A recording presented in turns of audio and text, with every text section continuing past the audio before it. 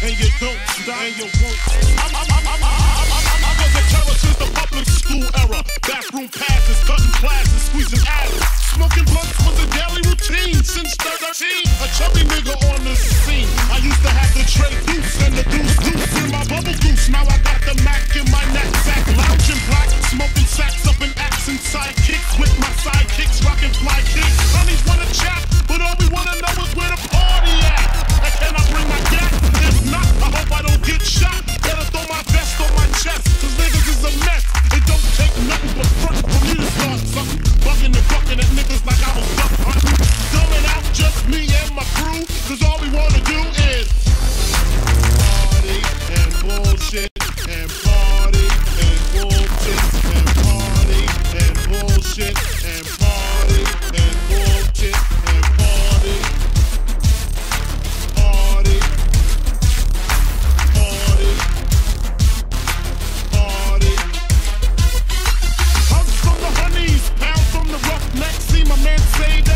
From the projects, said he had beef. Asked me if I had my piece. Short 222s in my shoes. Holla if you need me, love, I'm in the house. Roam and stroll, see what the honeys is about. Moet poppin', hope poppin', ain't no stoppin'. Big Papa, I'm a bad boy. Niggas wanna front, who got your back? Niggas wanna flex, who got the gap? It ain't hard to tell, I'm the East Coast overdoser. Nigga, you're scared, just a poster. Nigga, I toast you.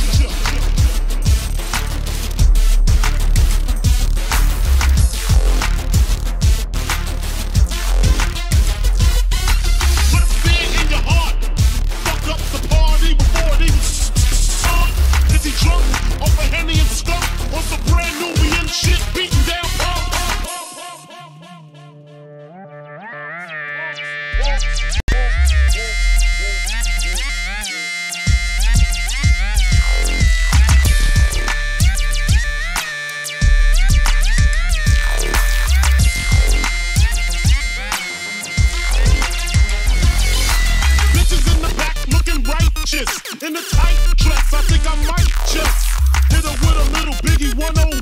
How to tote a gun and have fun with Jamaican rum conversation. Cross implication, my man Big Jock got the Glock in his waist and was smoking, drinking, got the hooker thinking. If money smell bad, then this nigga big and stinking. Is it my charm? I got the hookers eating out my palm. She grabbed my arm and said, let's leave calm. I'm hitting skins again. Rolled up another blunt, bought a Heineken. Niggas start to low down like kids got choked out, blows was thrown, and a fucking fight broke out.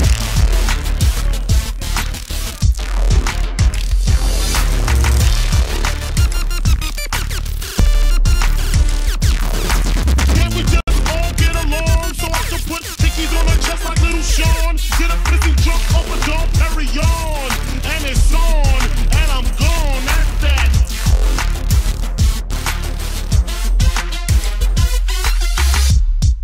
Man, let me tell you what, after spending a half an hour cleaning up that motherfucking bathroom, that is the last time I will ever Google Santorum without including the name Rick. You know what I'm saying? It's a wise idea, man. I would stand by that myself. Yeah. Shit. What? Are we live? Son of a bitch. Son of a bitch. Well, howdy fucking partners. Welcome to the YouTube Saints. How's it going, everybody? I'm not gonna fake a terrible Western accent for you. I'm just gonna probably slip into a Kevin Spacey. Except I don't mean like molesting young boys. I mean more. I mean more the South Carolina style sort of House of Cards thing. But yes, welcome to. Oh, look, I see the cardboard. Yeah, I know, because you keep fucking with your goddamn camera. No, don't touch the just tilt your camera just a tiny squish. Perfect. Is it? Perfect. It's perfect. Sure no, it's no. It looks amazing. It looks amazing. You look amazing. Everything's amazing. Happy fucking birthday to the YouTube Saints, motherfuckers. It's been one whole fucking year. One whole year, and we have yet to miss a show through thick and thin, no matter how fucking bad it's gotten, no matter how much of a dumpster fire sometimes it can be.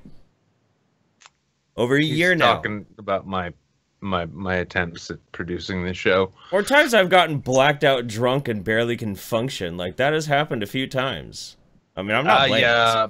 No, that's something you gotta get under control there, Jeff. I mean, like, you know, if I ever did that kind of thing, like, you know, completely spaced half an episode, let's say, I'd feel a little weird about it, to be honest with you. I suppose. Yeah. I mean, it's not like that's ever happened, you know. Never. No. I remember every moment of our conversation with Lacey Green and whoever came after her. Yeah, that was a weird night. That was a really weird night. You know, I actually, this kind of reminds me of something. I did kind of want to do one of those retrospective sort of things, and make like a kind of like a best of compilation where we go back and watch some of the weirder parts of our series. It's not the best of as much as it's the least worst compilation. Here you guys go. That's right. It's been a year of failing successfully over here at the YouTube Saints. That's right. So that's I'm rather proud. I'm proud too. I'm very proud. I'm so proud. This is like watching your baby go off to college. Yeah, but by the way, I do presume that there was a nice big pimp of the show on ye old Dr. Phil, didn't you? Sure. Yeah. See, look at all that. You guys gonna get to hang out and chat with a whole bunch of Dr. Phil normies, whole bunch of daytime talk show fans, because you know they're gonna stay up this late to watch a late night show on Sunday when they all got work in the morning. Yeah, it'd be good fun time. But yeah, we have actually made it a fucking year. I'm fucking flabbergasted. I don't even know how the fuck we did it. You know, and this is kind of a time for change, because this is the last time we're in this studio. Rather, this is the last time the Saints is going to look like this, because starting next week things are going to be a lot different. We're going to be changing things up quite a bit. Big changes are coming, but we're not ready to reveal all of them quite yet. But yeah, it's going to be great. Some big surprises, and a number of them too are actually thanks to you guys. I'm not going to name names because I was asked not to, but yeah, we're going to have an increased production value, which, as the writer of this show as it was, I'm really happy about that, because that means that if it looks better, it doesn't need to be as funny. So I can take even more time off and just give more work to Jeff, which is kind of how this whole thing has evolved over the past year. Smile, Jeff. It's a bright new year. Time for the news. All right. First and foremost, you knew we were going to fucking talk about this. Of course we had to. March for Our Lives, top moments that made up a movement. I gotta say, I'm getting a little tired of movements. They don't usually tend to be very effective. They're rather watery. The consistency is lacking. It's not a healthy movement. I'll say that. And they say regularity is key. And while I can appreciate that, I am feeling there is sort of an over-regularity, because the way protests have been going since, well, 2017 and 2018, it is sort of like you eat nothing but Taco Bell and keep a bountiful stock of Charmin. Yeah? Kind of what I'm feeling with these protests. Now, this one was led by a bunch of high school kids. It's sort of like one of the weirdest episodes of Power Rangers you've ever seen. And yeah, they come out because they are tired of well, I mean, it's, you know, I can understand. Again, I'd be tired of getting shot up in school too, but in my school back in my day, when you were shooting up in school, it usually just meant you were doing heroin in the bathroom. These days, these kids, I just don't get them anymore. But yeah, we've got the March for Our Lives, top moments that made up a movement. This is CNN celebrating, not reporting upon, celebrating a massive march demanding nationwide gun control. No one seems to be altogether certain what that means. I mean, it could just mean take away black rifles, but I mean, black rifles matter. So, oh, that was spicy. Trying to fix. I'm trying to fix your green screen. There we go. I think I got it. There we go. Yeah, Sorry. You're gonna have to do that a number of times. I've got this thing mounted on a table. Now, for those of you who think this looks like a banging professional job, thank you. It actually is. Right. That's very true. That's very true. They were defiant, outraged, and determined. They had a resounding message for lawmakers in Washington. Enough gun violence. Thousands of students, teachers, and supporters gathered in the nation's capital Saturday for the March of Our Lives rally, organized by survivors of a shooting that left 17 people dead at a Florida high school. They carried signs, chanted, and demanded action against gun violence, their words echoing through the streets packed with protesters. They implored people to register to vote and pleaded with lawmakers to take care of children. They checked their privilege. They did. Now, I'll say as far as this issue goes, on the serious note, I do actually, even though I don't necessarily agree with them, I respect and understand their calls. Yeah. And they're young. They don't know the fact that you can't just, if you just ban guns, which you can't do, but if you could just ban guns, that's not gonna stop a psycho killer from fucking you all up. I mean, honestly, half the shit under your kitchen sink you can make a bomb with. So, I mean, let's get rid of assault rifles and we'll see what happens when they decide to just change tactics to kill people. Right. But I mean, one thing that bothers me too, though, is how this continually is framed as a thing that was organized. Like the students of this thing were organizing this. Mm-hmm. Now, having been an organizer myself and looking at the fucking production value and the sheer amount of money that went into this thing, I can tell you these kids were not organizers. They were figureheads. They were mastheads. They were folks who were basically foisted up and put out to deliver the message that they probably genuinely believe in. I'm not going to take that away from them, but they were put out there by people who were already in this fight. What we're seeing here is organizers utilizing, they're striking while the iron is hot in this case. And sure. Part of me kind of feels a little sickened by it because I know what goes into this kind of shit. But then part of me also says, well, these kids fucking believe in this. I mean, let them get their hearts broken later. Right. Let's watch just a little bit of this. Close, you can hear the people in power shaking. They've gotten used to being protective of their position, chewing the safety of inaction. Inaction is no longer safe, and to that we say, no more. Now, the thing is, this David Hogg guy, I get where he's coming from. I understand. I'm not one of those people who believes like he's a crisis actor or anything like that. I don't buy into that kind of shit. 70,000 crisis actors descended on Washington, D.C. or somewhere. Yeah, or something, yeah. No. I don't buy into that kind of shit. I never really have. But at the same time, like, I don't know, man.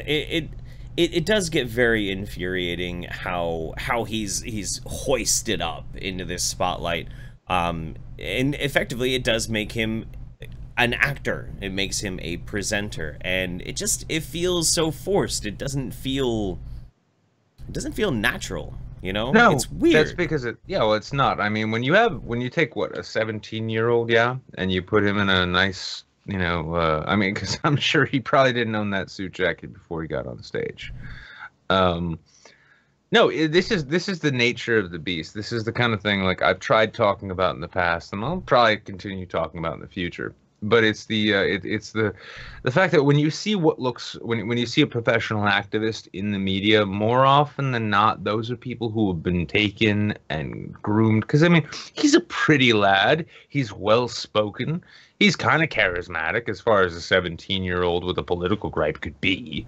Sure. And he's a pawn right now. These I mean, like, I've seen the memes saying like, oh, they're just pawns of this and that, but even the people who are making those don't really understand what's going into it. Because I'll tell you this much, when we find ourselves confronted with like 16, 17-year-old high school students saying like, I believe in guns and guns are my heritage and my right, my family and blah, blah, blah, blah. I guarantee you if they look remotely produced, same fucking thing. All of your politics, all of your activism, every single fucking ounce of this shit, if it makes it to the news, and it makes it to YouTube Saints especially, We can guarantee that it is manufactured. It's not genuinely organic.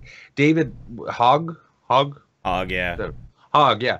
Young Mr. Hogg here, for instance, right? Like, now he may be full of the spirit. He may be really fucking into what he believes, but he is being used and he's not aware of it. Or maybe he is aware of it. Who the fuck knows at this point? I don't know. Some of this stuff is kind of crazy. Like this girl, I felt really bad for her because she threw up on stage because she was, you know, overwhelmed by it. Then there was, they had a $1.05 price tag, and that's for how much money Marco Rubio got from the NRA divided by each student in Florida. I mean, that's kind of clever, sort of. It's clever, but it's crass, and it doesn't do any good because nobody, like that price tag they're giving out, right? And these crying lesbians and such.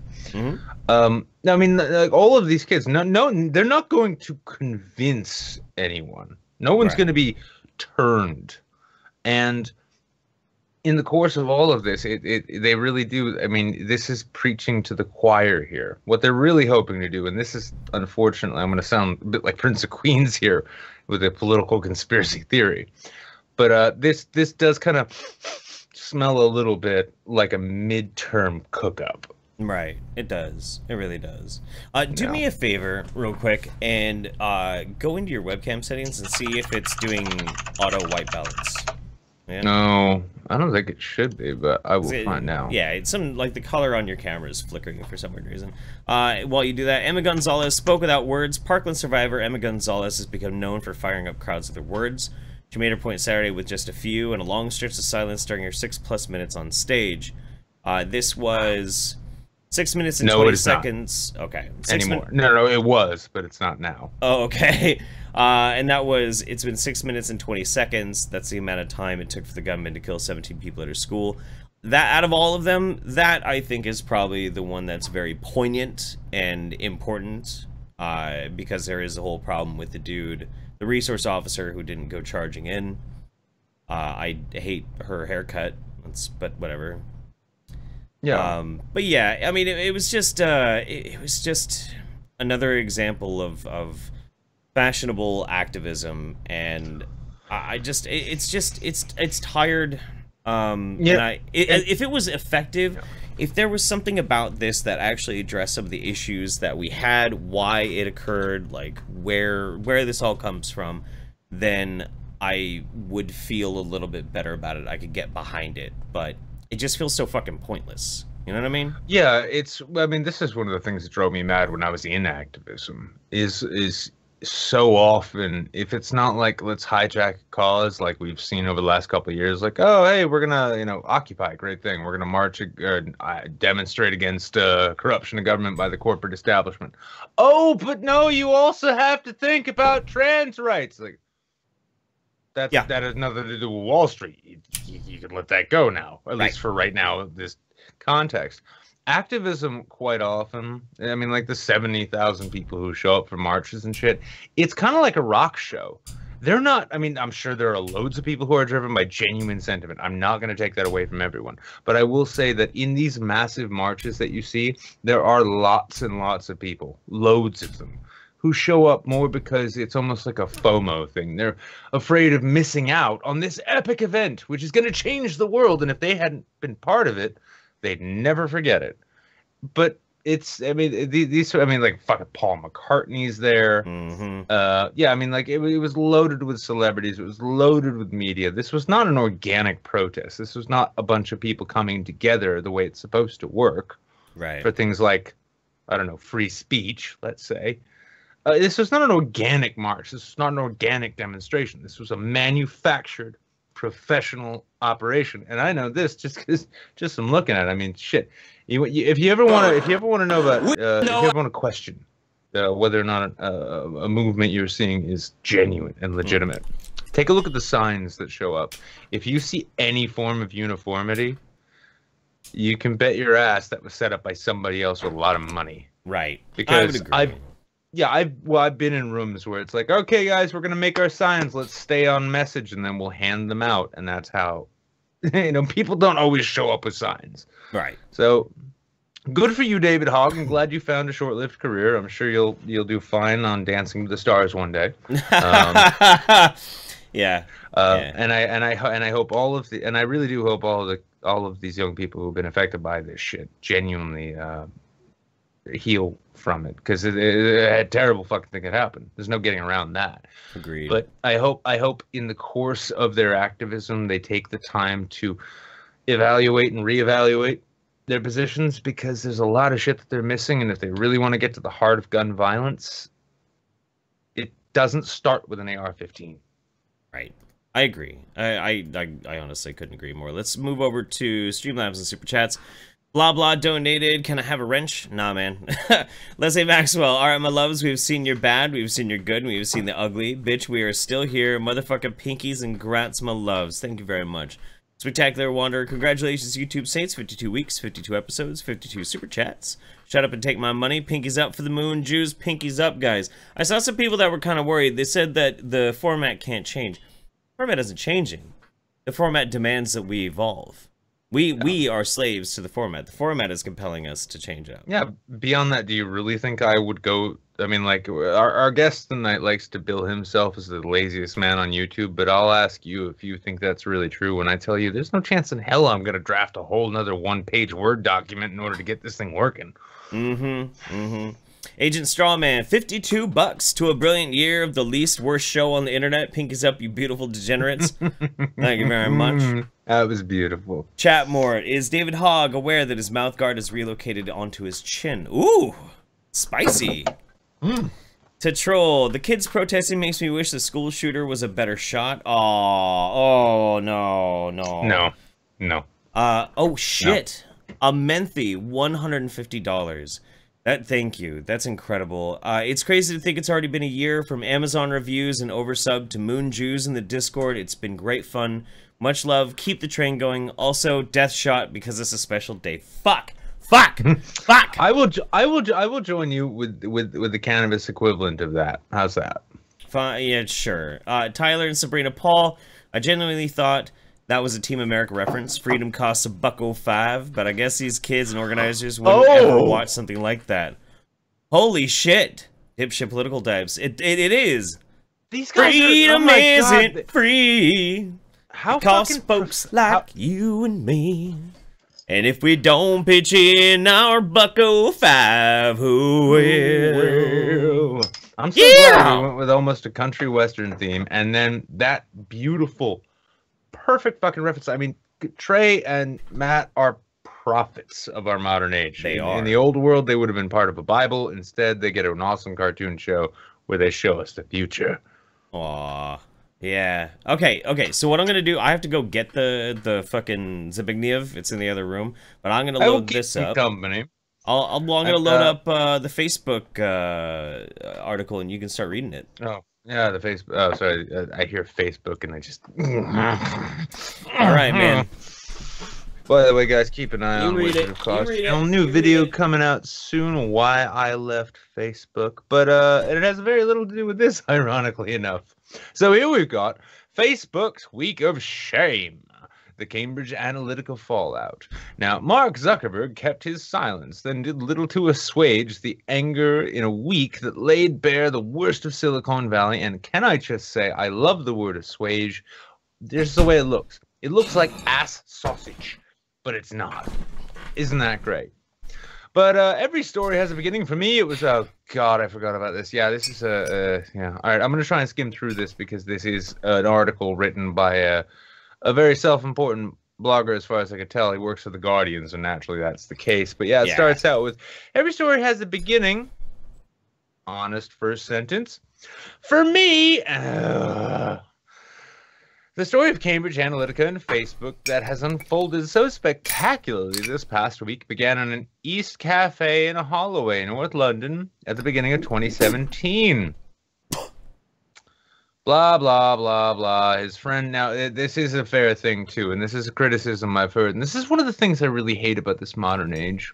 We can find out that a tech company, a tech media company, has been illegally collecting personal data from Facebook, the repository of human data at this point, and it turns into a partisan issue.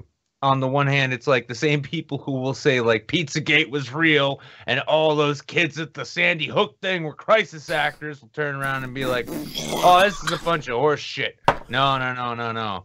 This is all a big false flag, right? There you go, boy. There you go. Yeah, if you have trouble believing that not only Facebook was collecting your data, but that it was being stolen by other companies, then I don't know what to do with you. I mean, I can't help you. But as it goes, he was having coffee with a colleague, Carol. She recently written a series of articles that set out how certain Google search terms have been hijacked by the alt-right. Way to start an article out when we're talking about how one of the biggest repositories of human information on the face of the planet right now is being used and misused and abused. But that's fine. Now, I'm going to keep skipping ahead here. Now, with this, what it came down to is the Observer had made the decision to share the revelations with the New York Times and Channel 4 News to pool resources and broaden its reach. This is the course of the investigation. Now, what they'd end up finding out was that because Facebook is lazy as fuck and more concerned with making sure that Zuckerberg can own another island, they largely kind of just dropped the ball, allowing this company, Cambridge Analytica, which we described on a previous show, opening it up so that they could actually basically just swipe that data. But it's funny, it gets funnier still though, because when they started looking into it, what they found out is that Facebook's been doing that on their own. Oh my God! Can you believe a place that you would put all of your personal information, your day-to-day information, would actually start tracking it so that it could figure out how it all works? Now, this went on, blah, blah, blah. What happened was not a data breach. This is a, what is it? Zuckerberg. When Zuckerberg did eventually come out and try and explain this, he crafted his statements his crafted statements was another effort to make the exploitation of the 50 million profiles seem like a technical problem, a glitch. Because if there's one thing Silicon Valley loves, it's a glitch. You can ask Xperia. His tone was the default position of T-shirted Silicon Valley plutocrats who insist that they are on our side, while squirreling away their billions. What happened was not a data breach, quote, but a breach of trust, he suggested. I heard that... I never trusted your ass. I heard that after this whole thing happened, like, it ended up with the Zuck losing, like, billions or something because people lost faith in Facebook because of this shit. Well, we can hope. I mean, like, a lot. Like, he lost a fucking ton of money because of this shit. Yeah, I mean, well, I fucking hope so, and I'm glad to hear it, for one thing. I mean, it's kind of one of these things. I love being ahead of the curve, right? Like, I left Facebook a month ago. And I will tell all of you out there right now, once you get over that, like, that fix, like, oh my God, I don't know what all my friends are doing at all times. When you get over that, you find you start having wonderful conversations with people. Like, conversations you haven't had in a long time, such as, what have you been up to? And then they tell you, and then you ask more information, and then you inform them of what you've been up to, and it's like catching up with an old friend. And it doesn't all belong to Facebook. Now, what happened? Yeah, he said it was a breach of trust, a sentiment he repeats in a personal advertisement. And yeah, this is a great thing. They've been buying ads. They've been buying full-page ads in newspapers, trying to reassure people, listen, we're not spying on you and selling that shit. No, man. I mean, listen, log into your Facebook right now. Tell me that all those ads look tailored. Wait, no, don't do it yet. Hang on, I got to change something. Yeah, now try it. Yeah. Right. This appeal to Facebook's users' faith in its better nature recalled an infamous recorded exchange. I love this part. From the early days of Facebook at Harvard, when Zuckerberg was in a conversation with a friend. Now, for those who might not be familiar, keep in mind, Mark Zuckerberg was going to Harvard. He created Facebook as a means to take what were effectively public pictures of people on campus. There, you know. And to sort of rate them in your own mind. There wasn't a rating system, but it was all about basically just creeping on people at your school, and that was why at the beginning you couldn't have a Facebook if you didn't have a college email account, which is why I have 2 Facebooks. One's deactivated, one I have no access to. But the exchange went like this. Zuck. Yeah, so if you ever need info about anyone at Harvard, just ask. I have over 4,000 emails, pictures, addresses, SNS. Holy friends. shit. What? How'd you manage that one? Zuck. People just submitted it. I don't know why. They trust me. Dumb fucks. Wow. What? Yeah. This is real?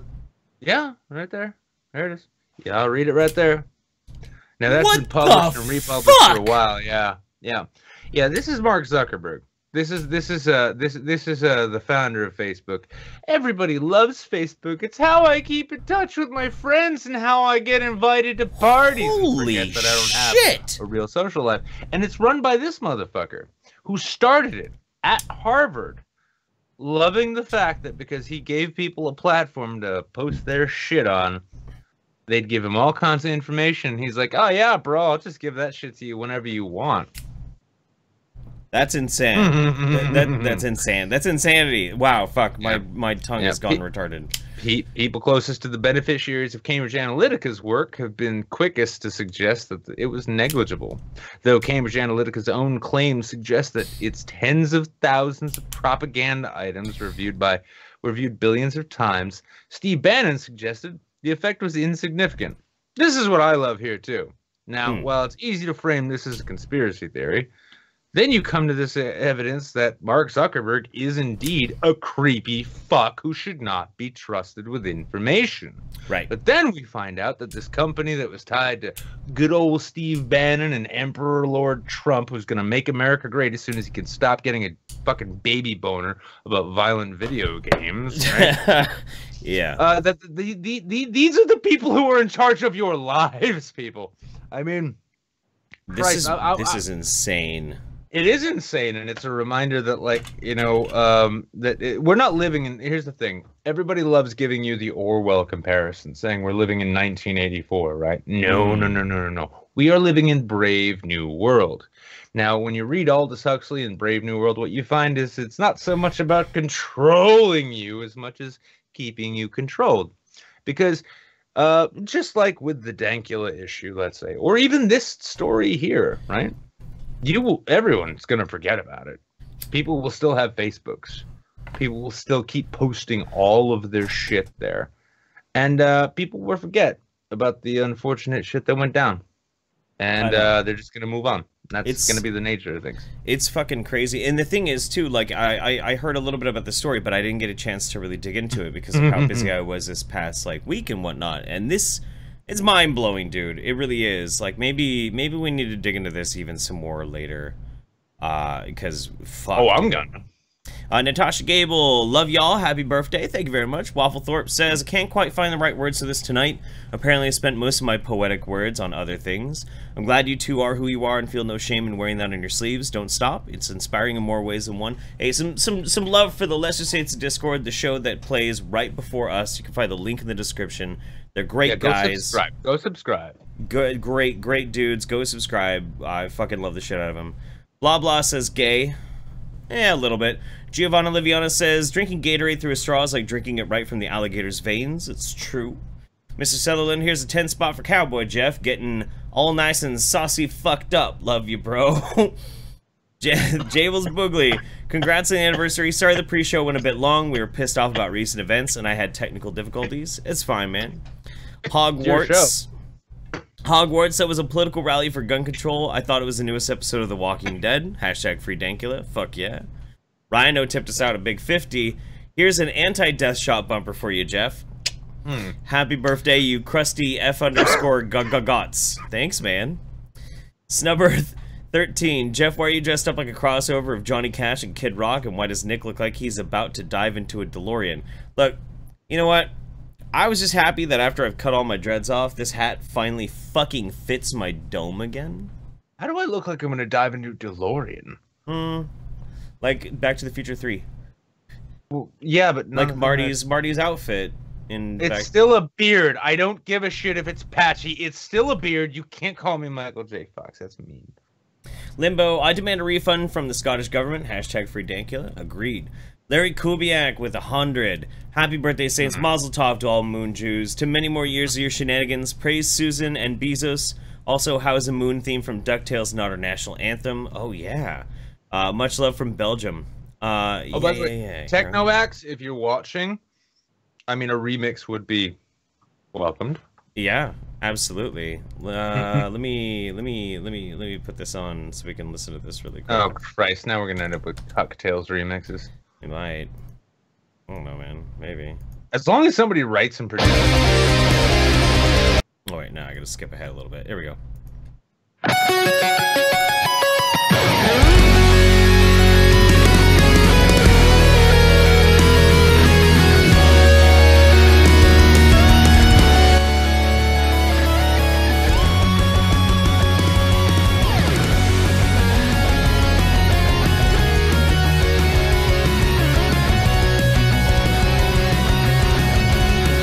I dig it. I dig it. I do. I do. I definitely do. It's pretty badass. In fact, like, well, hearing the opening, I was like, that sounds familiar. Didn't immediately put the DuckTales reference together, and then I'm saying, whoa, that should be the Saints song. I know. But no, it's DuckTales. I know. We got to do one more quick news article. We got to do it fast because we got to get Ed in here. So this is Armand Beltrame, France, lauds policeman who swapped with hostage. Yeah, this was honestly I found this story, and there's nothing funny about this. This is just something I thought that should be brought up because it's sad and it's terrible and it's horrifying, but it's fucking awesome. This is like this is the face of what a fucking man looks like. This is a fucking hero. Yeah, dude. Yeah. This guy, steely-eyed as he looks, you know what? Yeah, that's his look. This guy, Lieutenant Colonel Armand Beltrame, 44, was shot and stabbed after he traded places with one of the captives following a shooting spree in southern France. Flags are being flown at half-mast at Gendarmerie bases.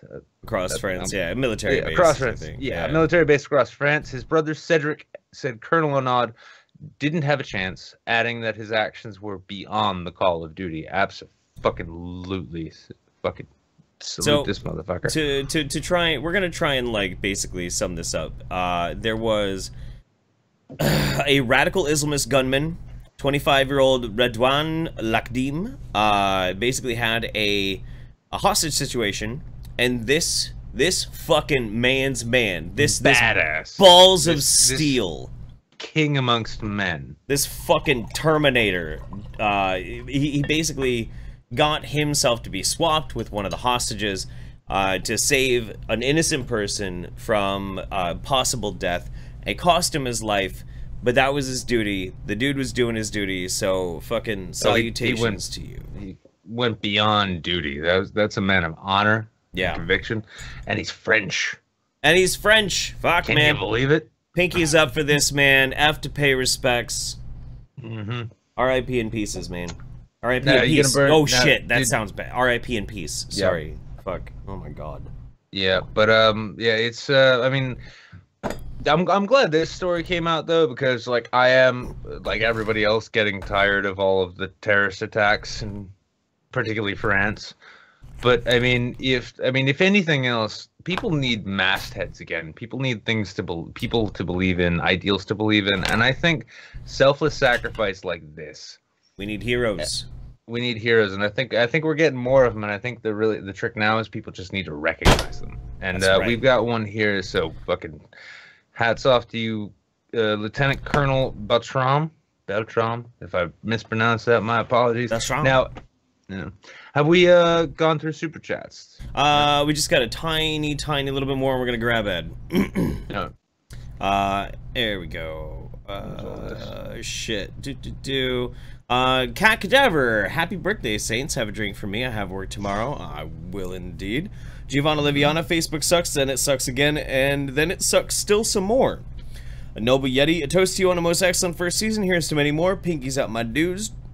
Waffle Thorpe, Nick, your Michael J. Fox impression is a bit shaky. Good job. That happened. Tyler and Sabrina Paul, press F for my man. France is a poor nation for his passing. Agreed.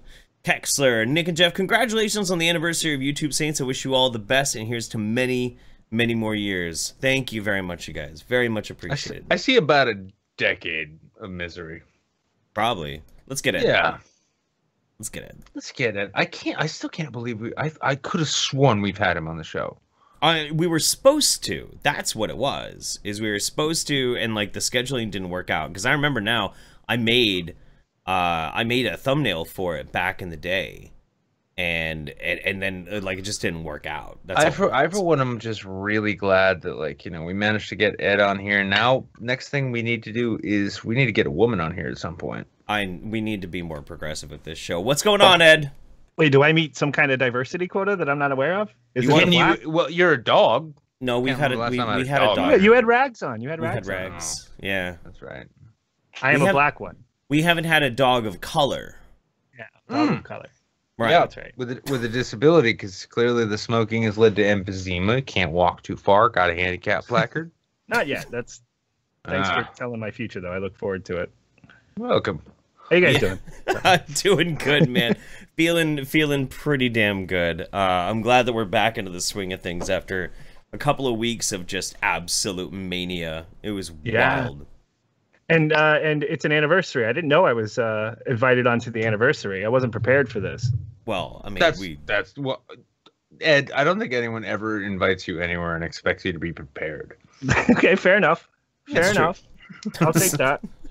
I would think you'd be the first to volunteer that. I'd be like, well, I could barely fucking bother with the YouTube channel. Why would I want to go do stuff? Yeah, it's fair. Yeah.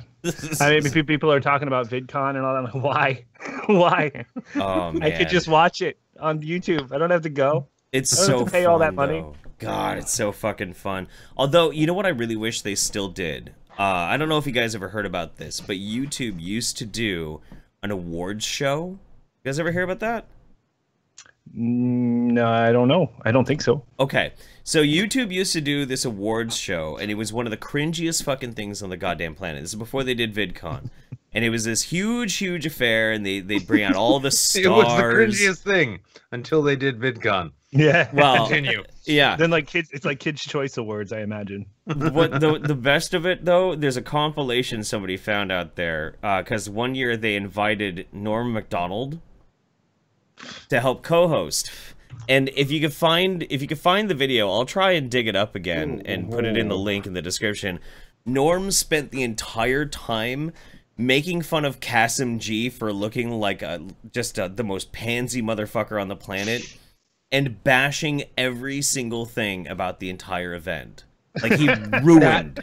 Sounds like Norm MacDonald. But when was this? Like, because when YouTube was created, Norm MacDonald was irrelevant and angry about it. Yeah, I think he was. This is like 2000. I don't even think it was. Don't get me wrong. I like Norm MacDonald. Yeah, me too. Partially because he's irrelevant and angry about it. Right. Oh, he's gotten so much better since that. I mean, when he was doing Weekend Update, I remember watching SNL with him. And I'd see him do the Weekend Update, and I'd just be like, "You're not Dennis Miller, and you're looking at the camera like you want it to laugh for you." Right. Please stop. Now he still does that. Like, is that funny? Right? Right? That's funny. Yeah, that's funny. What was the name? There was this band. Let's see. They sang the song "Fuck Me in the Ass Because I Love Jesus."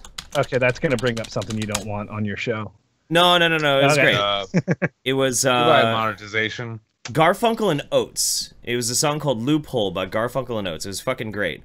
These two ladies, and they're singing all about how they're good Christian women. Oh yeah. And that's why they only get fucked in the ass, you know. So they, during this award ceremony, you've got Kasim G and this like hardcore feminist YouTuber, and then Norm MacDonald, and then Garfunkel and Oates comes out, and they just start laughing with Norm MacDonald about getting raped with a knife.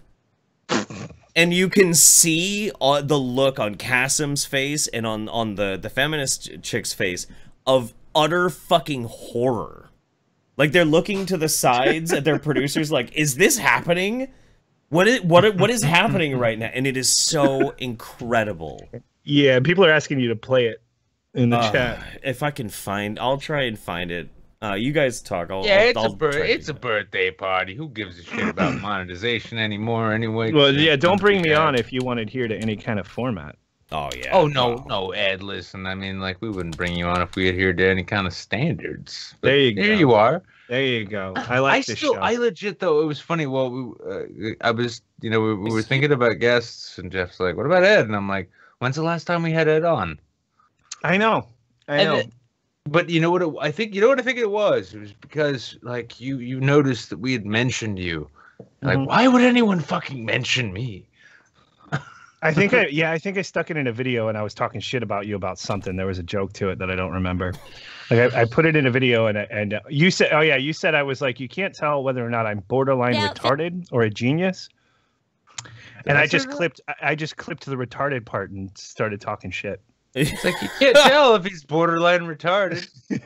Like, I think it's probably closer. I think it's probably closer to borderline retarded, though. Yeah, I mean, I'm fine with that too.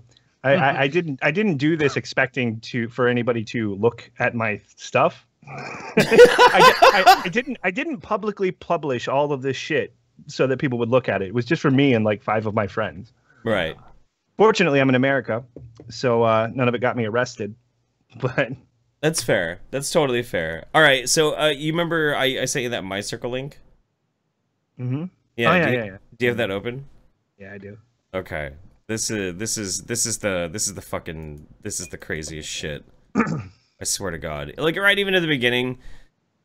I remember them now. Yeah. Yeah. This is the big live comedy show. That's what it was. Cakes. They are. Yeah. Cupcakes I make are not that sexy. They're a little. Cupcakes are great for when you're only slightly stoned. Yes, they are. The funfetti ones. Yeah. Yeah. The best. Lots of fun in that fetty. You guys, tell me about your IFC show. Filming in 2 weeks. Yeah. Ooh la la. Really pretty excited. Are you ready to go? Sure. Okay. I think so. I feel excited but scared. Yeah. We're very nervous, but I'm excited. I think it's gonna be great. You know, I think it's. And they do like the usual award stuff, and they're just kind of chatting and shit. Just wait for it. All the nervousness. I just wanted to ask if anybody else is right now hearing like a grinding wheel being pressed against a piece of steel. Anyone else? We have is probably normal for anyone making their own TV show for the first time. Yeah, maybe it would probably be gross if you weren't nervous. Right? Yeah, we're like, what? It's gonna be a hit. It's gonna be great, you guys. Yeah. We're just gonna make it up as we film it. Yeah. Who the fuck is that on the right? Guys... That's Kasim G. Fuck? That's a what? That's Kasim G. He was huge on YouTube back in the day. Huge. No idea. Yeah, he nobody wanted to watch him anymore, so he started like bringing porn stars onto his show. Look at him, he's got the biggest chair there, and he's like man crunching. We're gonna invent a term now. He's like man crunching because like I want them to see my erection. It's embarrassing. If you pay attention to Norm, everybody else is dressed up. Norm is in sweatpants and a sweatshirt. Look at his shoes. Look at his fucking Reeboks. shoes. Those are the most comfortable shoes he owns. Oh yeah. That was his metric that day. I love it. He didn't give a fuck, dude. Can give you notes at IFC. No? No, because it makes them look like idiots. They're IFC. Yeah, I mean. Say, look, man, just say to them, listen, you fucking picked up Marin. That should be your go-to thing. Yeah. Wait, I have a question. So you guys are two very funny females, but when you post videos on the internet, sometimes being a female is a little bit different than if I was to post a video on the internet. What's that like for you two? Sometimes we've been called certain things many times. How do you deal with that stuff? I think I'm numb to it now. We've been called everything so many times. I can't even in the beginning take it was like anymore. Oh my god, I can't believe this. We should just stop doing this. And then now we just don't read the comments and keep doing it. Yeah. I think that's the right way I think to the do it. last comment I read are was you the guys guy... talking about Barfy Man 362? Exactly. Is that you? No, that's that motherfucker. I don't even want to give him attention, but you know, listen, you know, saying those kind of things about me. Talk to him. Talk to him right now. Talk to Barf. Listen, Barfy Man 362. No, you cannot rape my mother with a knife. Now it's official. Yeah, that's the kind of comment we didn't want to read anymore. Yeah.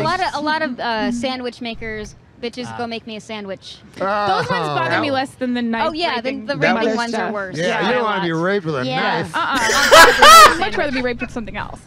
Yeah. She got cut by a sorcerer. I did. I got cut by the sorcerer who was on here earlier. Oh no. It just fucks it all up, dude. I felt that was kind of uncomfortable because I could see Norm just like he didn't think of anything. He didn't give a fuck. He just showed up because it was money and they told him he could. And he's like, I got nothing else to do that day. And he shows up. He's like, yeah, I got a bit. Oh shit, no, wait, I don't. I'm already talking though. There was nothing offensive about that, though. I mean, like it's No, all nothing. like you don't want to be raped with a knife. No, Right. exactly. Well, okay, hang on. Just hang on. Just a couple more seconds. Yeah. Oh God. No warning. I mean, now I just seem like a pussy for bringing it up again 'cause it's a tiny cut. But that's not what I'm supposed to talk about, Norm. You're more obsessed with this little tiny. No, what thingy. I'm obsessed with is I can't wait for that IFC show to start with Garfunkel and Oates. I'm excited thanks. too. Yeah, we're super I can't excited. wait. Yeah. Well, we're really happy for you guys, and we really, really like you, and have fun this evening. Thank you. Thanks, everybody. Wasn't she the one that got fired? Okay, everybody, we're just moment. Which one? Who? The chick. Wasn't she the one that got fired for saying fuck on the air? Oh, I think she might have been. Yeah. Well, that's Jenny. What's her name, right? Yeah, I think so. Jenny something. Yeah. Fuck. What's her name? God damn it. Let me see if I can I find it. actually was first introduced to her being forced to watch the Chipmunks Chipwrecked movie. She was the. Who was that? She was in that. No, she was in that. No, but she was like, she was great because she was like weird and cute, and she has fucking amazing legs. I'll say, not objectifying. I started out with funny and cute. Yep. All right. I started out with funny. I'm good. Misogynist card checked. But Norm, no, I mean like, well, Jenny's like she's hosting, right? Norm is not a host. No. The only reason you put Norm MacDonald as a host is because he's so bad at it. It's funny. He's like, hey, I got a great bit. What's the bit? Shit, I didn't think you'd pick me. Knife in the vagina. Knife in the vagina. That's what I was thinking of. Jenny Slate. That's what her name was. Jenny Slate. Yeah. Yeah, Jenny Slate's pretty. Jenny Slate's pretty fucking awesome. I found. I've enjoyed the shit I've seen. She was on for like a year before she got fired, though. That was like a big deal. I respect so this is her more before I respect her more for getting fired. Oh yeah, she got work for that. Yeah, she got work. Oh, okay. Yeah. She was on Saturday Night Live, and she said fuck. Okay. Okay. That's cool. No, you know what? Mad respect for that. Yeah, that's cool. I mean, she didn't do it on purpose. You could see like the rest of the skit. If you actually find it, I'm sure it's out there. The rest of the skit is just her like mortified. And honestly, well, I mean, I'd really like her to be a guest on the show sometime. So, like, I just want to say on the record here, I'm really sorry for saying that really awful thing that I said. Chipmunks movie. I'm sorry about the Chipmunks movie. We're all sorry about the Chipmunks movie. I didn't mean that. You do have great legs though. And anytime you want to come on YouTube, Saints, I know you watch. Even Bill Murray had Garfield. Yeah, exactly. Well, no, Garfield was not chipwrecked. I had to watch that movie 3 times, Ed. Never seen it. Her legs were the only thing that got me through it.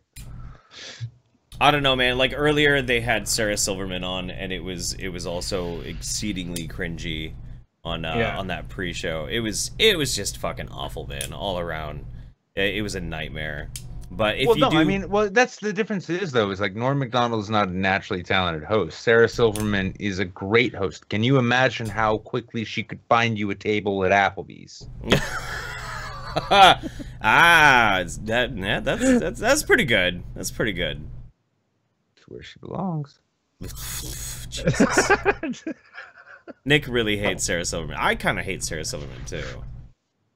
Not just a little bit. I used to like her a lot, but then she became an activist, I guess. She became a... Yeah. Well, I hate her because she became a shitty activist and a shitty comedian, but I hate all of that because she is from the next town over. She's from right over there. Oh, really? And those people are terrible. I don't know. I live in Orlando. There's a lot of garbage that comes out of here. Yeah, I know. I live in New Hampshire. There's like a very condensed amount of very obvious garbage that comes out of here. People these days, they don't give me shit about Backstreet Boys and NSYNC because that's pretty much long gone. But they do talk a lot about the various mass shootings. Oh God. And, Casey Anthony. We got, wow. Wait, where do you live again? I live in Orlando, Florida. Oh, Orlando. Yeah, Florida, dude. Trayvon Martin was in Sanford, but Sanford's right down the corner. I actually got stopped in traffic once, and I was late for work because somebody took a shot at Zimmerman in traffic. Yep. So somebody shot him up. You heard that story, right? Yep. I was literally there. About a mile back, I was there.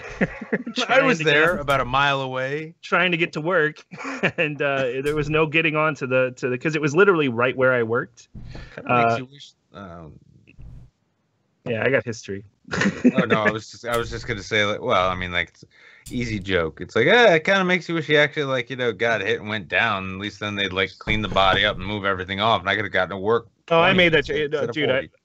I made that joke a bunch. I also was like, get the fuck out of here, man. I didn't care before, but now.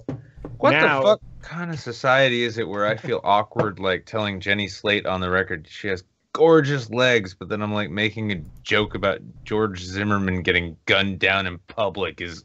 Well, we don't want him. I don't know if I want to go there. You don't want him on the Saints. Or I'd have him on the Saints. That would be a goddamn. That would actually, that would be amazing. I would totally have George Zimmerman on the Saints, absolutely, without even thinking. I'd have George Zimmerman. Then we could get Derek on. Yeah. Oh my God. How many jokes would Derek have? With the black hoodie? No. He's just a friend of ours. It's cool, and be like, hey, all right, cool. Hey, listen, guys, I got a joke, but real quick before I pull this joke out, George, you're cool, right? You're not gonna fuck me up or nothing. Just all night, bagging on George Zimmerman. Go ahead and press F if you think this show is dead enough to get George Zimmerman on. I can see him with the black hoodie, eating Skittles and an iced tea. Mm-hmm. Oh yeah. Oh God. If we told Derek, like, Derek, come on the Saints. I'm busy. We have George Zimmerman on. How much can I get away with? All of it. Yeah. All of it. Yeah, man. I mean that's what my that's where I'm from is we had the Pulse shooting. We had Christina Grimley or whoever from the somebody shot fucking, she was on a show. What was the show? Well, listen, I'm hearing all about this violence, this ugly shit that goes down in Orlando, and I've been down to Orlando and I've seen it's ugly and it's fun, but at the same time, The Voice. Manchester created Adam Sandler. Oh, that was a mistake. Yeah, Adam Sandler was a mistake. I mean, you really want to stack up nightclub shootings against the what was it, the Forgettable Seven? What was it he did? Oh yeah, no, you're right. It's way worse over there. I forgot we were supposed to arm you, Ed. We give there we go. We give the world bad shit. There we go. Oh yeah, I can't see, so I didn't know you. I don't have my AK, my little AK. Yeah, no, I gave you your AK. Yeah. Look at my little AK. We gotta make sure. We gotta be armed. We gotta protect ourselves these days. The world's gone crazy. I really like the In Bruges cover you did. That's fucking great. Yeah, no, I was. I didn't know how you did that. I'm gonna spoil it. How you do that. He just go, "What's your favorite movie?" And you go, "I don't know." You say the first thing that comes to mind, and they make a thumbnail. Yep. Oh yeah. Yep. Awesome. I mean, it didn't. It doesn't always work. Like sometimes somebody will say something that I just cannot fucking work with. Well, they're really good photoshops. Ed, do you want to hear like the sad irony to it? Yeah. We've only recently come to the conclusion that we should start using those hold screen thumbnails as the thumbnails for the episodes. Oh. Yep. Oh, otherwise it's like we want to keep our channel looking interesting by having the same thumbnail in every video that we've made. So my girlfriend knows. My girlfriend knows how much I love that movie. She wants to make that thumbnail a poster now. Oh yeah, yeah. Well, how does it go though when he's arguing when the two guys they're arguing in the pub? one's talking about how much history and art there is, and he's like, "Where's the fun?" He's like, "There's fun too." I have a feeling that particular scale will tip quite a bit like a seesaw with a big, fat, black, retarded girl opposite a dwarf. The line I remember the most is where he's sitting there and he's talking to Harry, and he's like, why?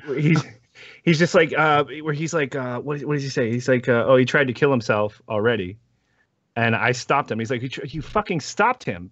Like, that would have solved all of our problems. He's like, we were in the park, and he's like, what I'm saying is, you were in the park. What the fuck does that have to do with anything? What I was trying to say is, he just, like, stops for a moment. It's such a good fucking movie, man. There's so many little moments. It's hugely underrated too. Yeah. Like only one out of maybe 4 people you ask, hey, have you seen In Bruges?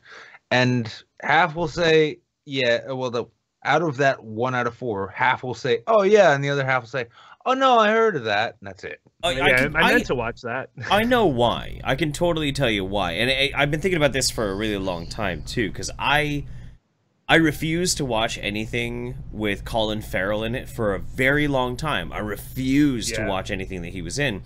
And that's because all the movies that I was watching that he was in, he had an American accent, and he's awful. He's fucking obnoxious when he plays an American. Except one. Like Phone Booth. Yeah. Tigerland. I never seen Tigerland. it. Never seen it. Actually, Tigerland. That was one of his first like real films. Films. They call films. It was a film. But no, it was him. It was him playing. It was a Vietnam. Okay, mundane fucking Matt. In Bruges was just okay. LOL. Kill yourself, Matt. What the fuck? Fuck you. Tigerland was better than In Bruges. I feel like I identified with Colin Farrell's character for the first time ever in that movie. Somebody, like, you do want to go talk to the fucking midget. Of course, you want to go fuck with the midget. Yep. You've never seen a midget before. Go fuck with it. Oh yeah. And somebody wants to kill you. Of course, somebody wants to kill you. That's my life. You don't have a lot of time. Go talk to the midget. What are you doing? But I'm sorry. He's got coke. I'm sorry, man. Like Phone Booth was annoying. Him in Minority Report pissed me off. When he was in Daredevil as Bullseye, I wanted to murder him. Well, no, but all of the movies you're describing right now, with like Phone Booth was okay, but the problem with Colin, bad movie. I don't think the problem is with Colin Farrell's performances. I think it's with his choices in movies or his agent. Because it's like, hey, Colin, do you want to do this? You've been working out. How does it pay? Oh yeah, I'll do that. Right. Yeah. I mean, he's done good work. Tigerland was impressive, actually, because he sounded... Well, I mean, like, in terms of Englishmen trying to do Southern accents, he sounded like a Floridian mixed with a Texan, but it worked. And there he is in the midst of, like, a Vietnam boot camp being this, like, pain in the ass. So there's no real, like, glaring at the camera fucking wannabe Liam Neeson moments. Yeah, it was all genuine drama. It was a good movie. And after that, yeah, it was he kind of Kirsten Dunsted that shit. Yeah. He got a chance to have his regular accent with Seven Psychopaths. That was a great film. And then the one that really sold it to me, because he just always rubbed me the wrong fucking way. Like, In Bruges was great, but The Lobster really fucking sold Colin Farrell for me. Yeah, I enjoyed that. You know what I think my problem with Seven Psychopaths was actually is because I'll be right back. Hang on, I'm sorry. All right, man. Oh. Well, I think the problem was he spent so much time trying to build up this like Jason Statham-esque sort of I'm an action hero, buff-ass leading man thing, that when he got into that role, it's still the leading role, but everybody else is doing all the action. He's just supposed to be this weird, depressed guy. And he played it well, but I couldn't buy it because that's not what he's been, like, the Colin Farrell brand has been. Right. Yeah, that's fair. That's totally fair. And also, somebody mentioned Total Recall. The Total Recall remake never happened. Ever. Just saying. But again, all of these movies that he sucked in, it wasn't him that sucked. It was the movie that was terrible. That's fair. That's fair. He was passable, and he probably figured out halfway, like, ah, fuck, I did this again. All right, I'm just gonna phone it in. While we wait for Ed, I'm going to catch up on some Streamlabs Super Chats. We got Evelyn Lund Goldstein. Now we're in Hunger Games. Trump, like Snow, is an easy scapegoat for the real authoritarian establishment trying to gain control by using teens who think that they're revolutionaries. That's maybe, yeah. That is the most savage burn against fucking iDubbbz I have ever heard. Wow. Okay. Bar 2. Happy birthday, Magnificent Bastards. Pinkies up. Thank you. Tasha Gable says, I volunteer as tribute. Oh, dear. Mark says, Happy New Year of our Lord Zebro. Love you guys. This show is the best. Thank you so much. An Orange Sea Lion. They hated my AR-15 because it's black. If my AR-15 were white, it would just be a troubled tool that was abused by its owner. I heard that bit. The what was it? The Black Gun Lives Matter or something? Yeah, Black Gun Lives Matter. I want to bring attention to Nick's little dad joke. It would be a troubled tool that was abused by its owner. What dad joke? The Black Rifles Matter. That wasn't my joke. That was your joke. Saying that I conveyed that joke from the internet. It's a popular meme, I swear. It's a stale one. It's safe for me to handle. Right. They're trying to do some legislation here in Oregon, and it's really bizarre.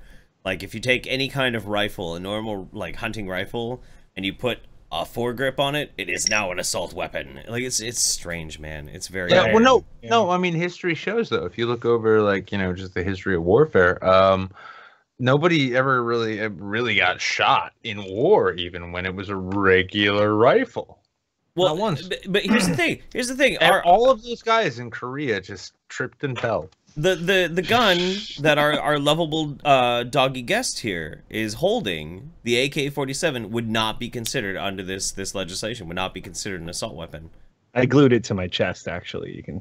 I know. Oh yeah, because it comes with it. So basically, the legislation's like, if it comes with a pistol grip, it's not an assault weapon. But if you put one on it, you made an assault weapon. It's so weird. Well, it's weird because it's the inverse too, though. When the assault weapons ban went down before, like the AR-15 styles, and they only got the 10-round magazines, so it was flush with the bottom pretty much. But they actually designed those like weird stocks that you could just mount, and it came down. I actually think those things look pretty cool and comfortable. I'm like, I'd like to try one out. That might be the ideal way to hold that rifle. Are you a gun dude, Ed? No, not at all. No, not really. I think I grew up around gun dudes, and that's why I'm not. Too much Florida. Yeah. I had this this documentary film crew fly in. They were from the Netherlands, and I can't really talk about what we were doing, but they flew in, and we had a bit of an interview and that sort of thing, and then we went walking around the neighborhood, and I'd been describing that I'm very much more of a liberal-minded kind of person. But we got on the topic of guns, and they were like, "Well, I mean, you don't own a gun." I'm like, "Yeah, actually, I own quite a lot of guns." And they're like, "What? Liberals don't own guns?" I'm like, "Oh yeah, we do. Oh, we totally do." And she's like, "I've never even held a gun." And I'm like, "Do you want to? You could hold my guns if you want." And they were very culture shocked by it. They were weirded out. I don't have a very strict idea of what I'd want for gun control. Like, I don't have a really strong position on that. I'm not anti, Second Amendment or anything, but I don't really care. Obviously, I don't have an investment in it. I guess that's my position a little bit. But care. I look at things. Most of the solutions aren't going to do anything. Right. That they have a straight up ban is not possible. So I think maybe now's the time to just fucking enforce the laws we already fucking have. Every fucking time there's a fucking mass shooting, there's a number of fuck ups that they'll go down the line on. This one was no exception. You had the fucking cop, the armed cop who was a coward, didn't go inside. We've had this guy. He should have been on a watch list or something like that, right? Where the FBI just completely just let things go. I mean, maybe just enforce the laws. Maybe things would be better. Maybe. Just do something about it. I know, Like, do I the know, things man. You're already supposed to do. It's weird. I would be fine with raising the age limit to 25 to 21. Like I have, And I don't see a lot of opposition to that either. I mean, deeper problems though. All this shit is still just band-aids on a sucking chest wound. Let's be honest. Yeah, that's true. It's too deep. Yeah, no. I mean, it's not a gun problem we have. It's not a law enforcement problem that we have. We have cultural problem with violence. We have this like deeply ingrained psychological sort of manifestation of our culture, which comes out in the ways of thinking that violence is the way to act and react and solve things. Mm-hmm. And every other, it's called toxic masculinity. Yeah. What it is. No, you know, get rid of men. You solve all the problems. Hashtag I don't want. man. I'm not going too deep into it, but I will say it is actually funny. I was told I need to go down to Concord, Massachusetts next month to go meet up with Vernaculus and possibly Sargon. That'd be cool. Yeah, well, yeah. But the funny thing is, though, is if you go to Concord, Mass, it's because Lexington and Concord was the beginning of the Revolution, right? No, it wasn't. The rebellion started in Worcester, and it started 2 years prior, and blah, blah, blah. But the same thing about this, like, you know, the national ethos, the notion of American violence, that, you know, we shoot our ways out of problems, all that shit. Yeah. That all of the militancy in this country is actually manufactured. And to see it, I kind of think it's kind of manifesting itself in these ways. And then we end up in these endless, stupid, pointless arguments about whether it's mental health or guns. Like yes and yes, but no. Yeah, right. It's it's the way we think. We as a people, our cultural ethos. It's a little violent. It's a little fucked. We got to be honest with ourselves. But True. Yeah. So I mean, I think honestly, Ed, I think your position is probably the soundest, given how little people are actually thinking about this shit. What's your position on gun control? I don't care. I don't care. I just try to stay out of trouble. Yeah, I stay out of those dark alleyways. That's the best way to do it. Dreadabell says $10 towards the death shot. Hashtag West Coast Best Coast. Nearith says death shot. Also, Edindro needs to quit his day job and YouTube full time. Nope. Jables Boogly, this one is just out of love. 50 through Super Chat. Thanks, buddy. Redmaster PBJ, pinkies up for Ricky Gervais' cat for doing a salute in solidarity against the Dankula verdict. You know what? Ricky Gervais is a fucking beast, dude. Yeah. Yeah. Yeah, I watched the special the other night that he did. It's fucking hilarious. I haven't seen it. I was gonna watch that. I was gonna watch that after the show. People hate it. People hate it so much because Why? Because what you hear it's people spitting talking about is he says something that they've construed as transphobic in defending his slam against Bruce Caitlyn Jenner. Bruce Caitlyn. Yeah, so he did a bit about that in the beginning of it, and it's maybe like 10 minutes of an hour long. Didn't he get some shit a while back because he made fun of Jenner? What was it? The Emmys or the Oscars or something? The Golden Globes. Golden Globes, yeah. That's exactly what he's referencing, yeah. And he's literally like, he's saying like, you know who the joke was about? It was about someone who fucking killed a guy with their car.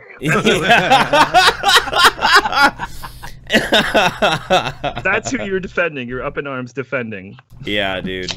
I love Gervais. He's a fucking beast, man.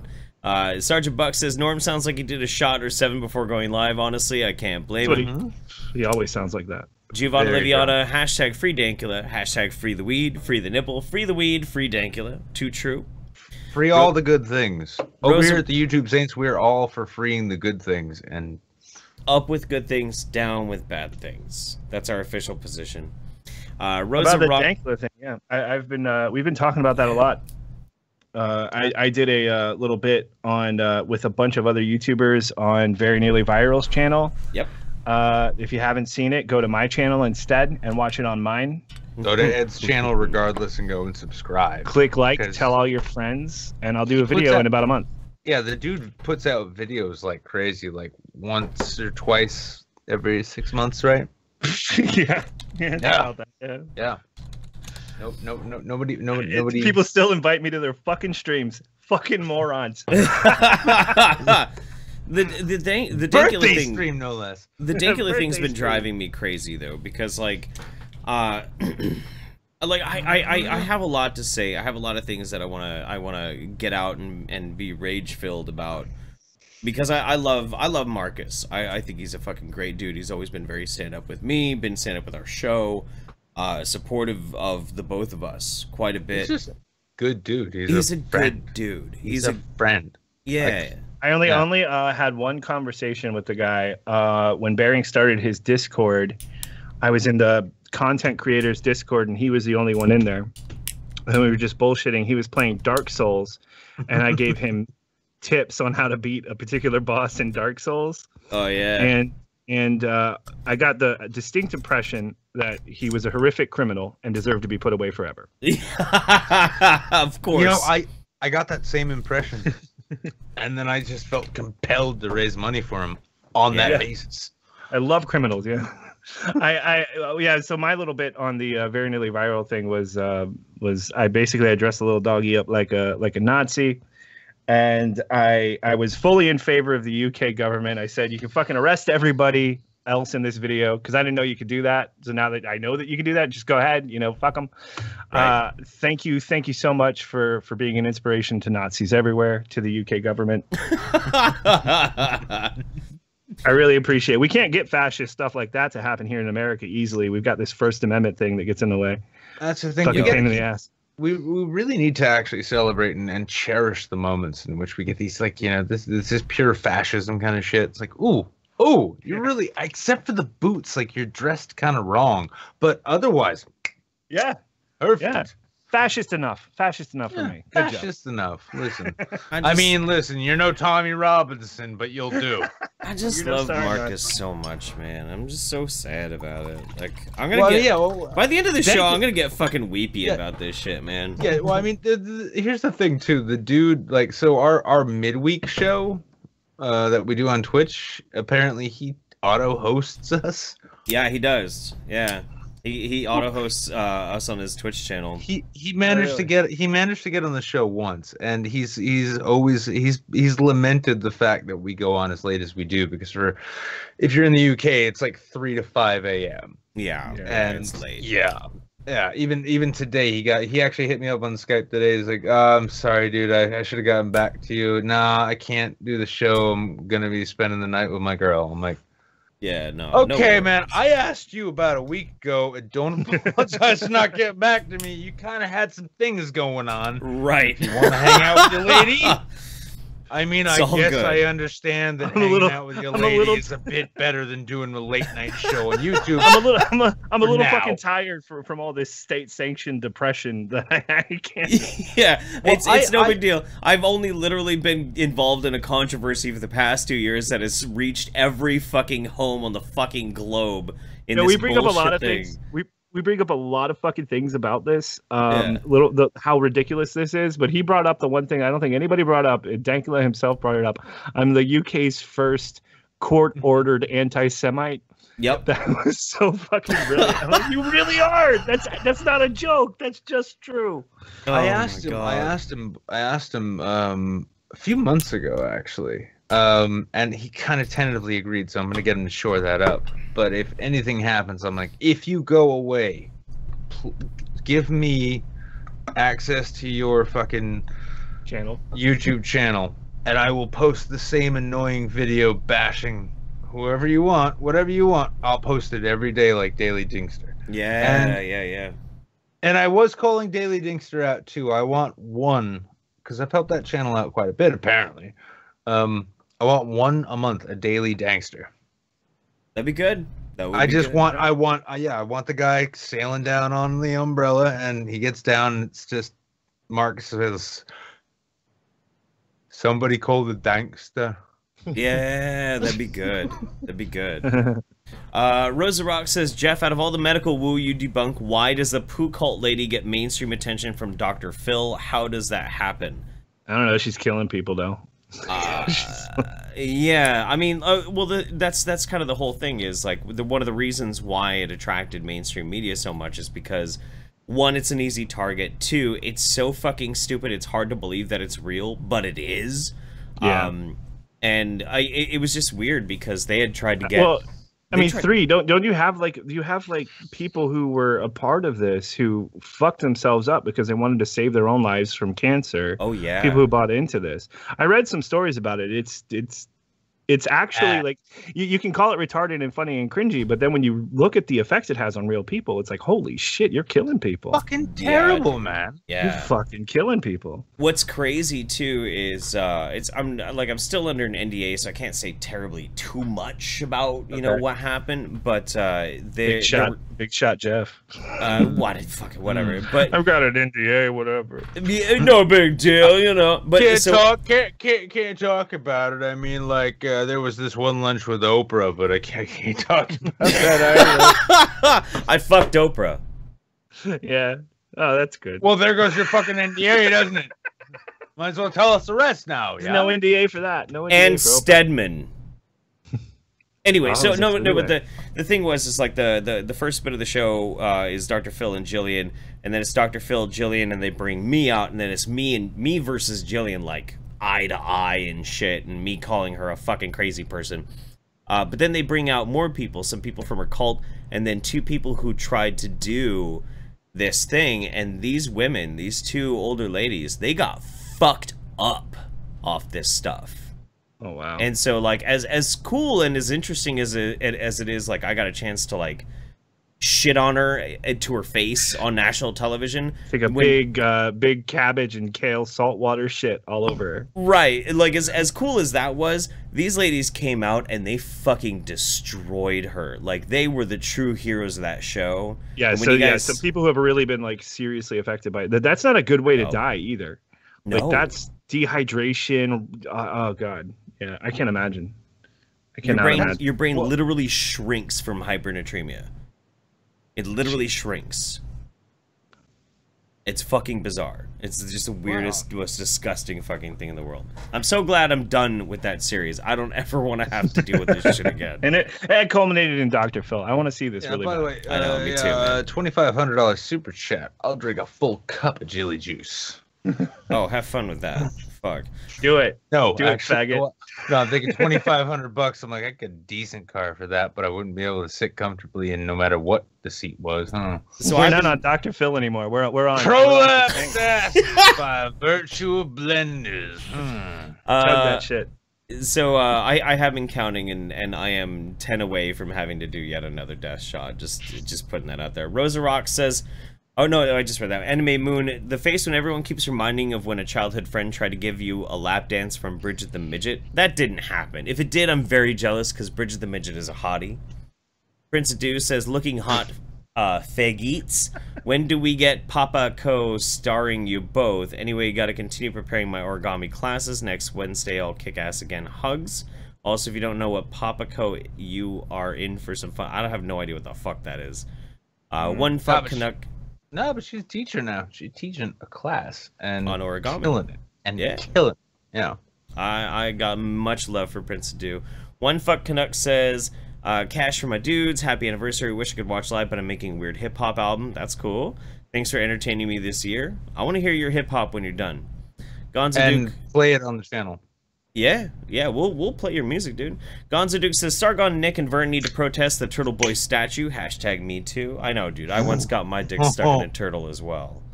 Holy shit, no. If that happens, now I don't know when I'm flying out. I gotta check. But if I can make it down to that, because that's like an hour away. Yeah. If I can get down to Concord and I can meet up with Vern and Sargon, I will see to it that we all go and take a very dignified photo before the Turtle Boy statue there in Worcester. All right, one more, and then we'll move on. Frankly, my dear, $100. Happy birthday! Love you, assholes. Need to catch up soon. We do need to catch up. We do, absolutely. I miss you, buddy. Let's look at the Turtle Boy statue because we always end up looking. PUBG, dude. PUBG. Oh, by the way, real quick, if anyone out there plays, PUBG's been doing this 8-man squad thing. There we go. But it's not 8 of your friends. It's not 7 of your friends. It's you and a squad, and you get paired up with this other random squad. Best game recordings you could ask for. What is that man doing to that turtle? He's It's fucking not a it. man, it's a boy, and he's fucking that turtle. And It's the a turtle little. is It's not... a little boy fucking a turtle. Oh, Ed, you've never seen this? No, Ed, this is actually a statue in a public park in He's supposed. Worcester, I imagine he's supposed to be riding it, but Nah, he's fucking it. he's riding it. All right, yeah. Well, you're both right. Yeah, no, yeah, it's yeah. This is actually in a public park in Worcester, Mass. Turtle Boy, famous statue. It's been stolen before because it's so awesome. I want that in my living room. Don't you? Doesn't everyone? I want a small one on my desk. I make all the turtles scream. Fuck me, I've got a friend. He looks like he's in such pain. I know. Yeah, the turtle poor is not, yeah, thing. but look at the boy's face. He's happy.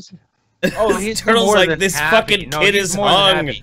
He knows what he's doing to that turtle, and he's satisfied as a result, and it's terrifying. You're right. And It's sort of an evil smile. And Yeah, welcome to Worcester, Mass, the actual home of American rebellion against the crown. We'll amazing. We'll show those imperialists. We're gonna go fuck the wildlife. That's right. Fucking English. They think Fuck they can you, tax God. me. You know what I'm gonna do? I'm gonna fuck a snapper. That's right.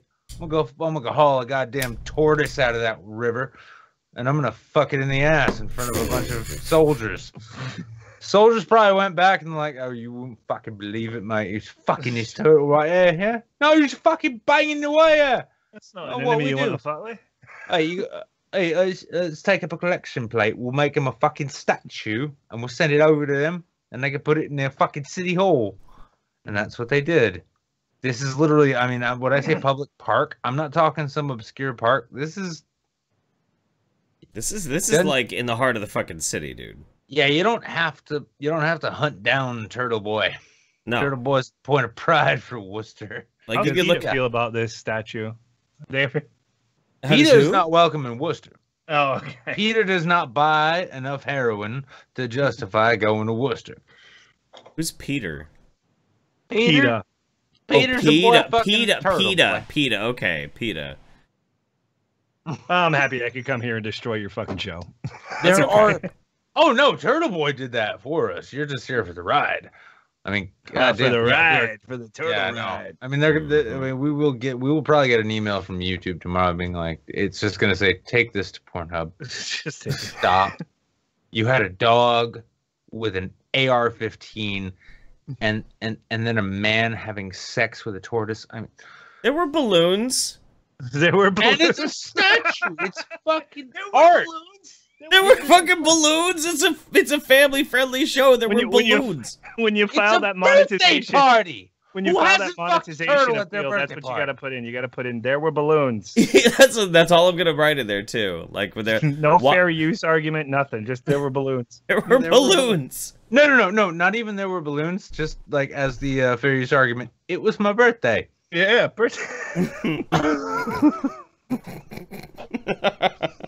You can't DMCA me. It was my birthday. That's right. See, Go balloons. Fuck yourself. And that turtle.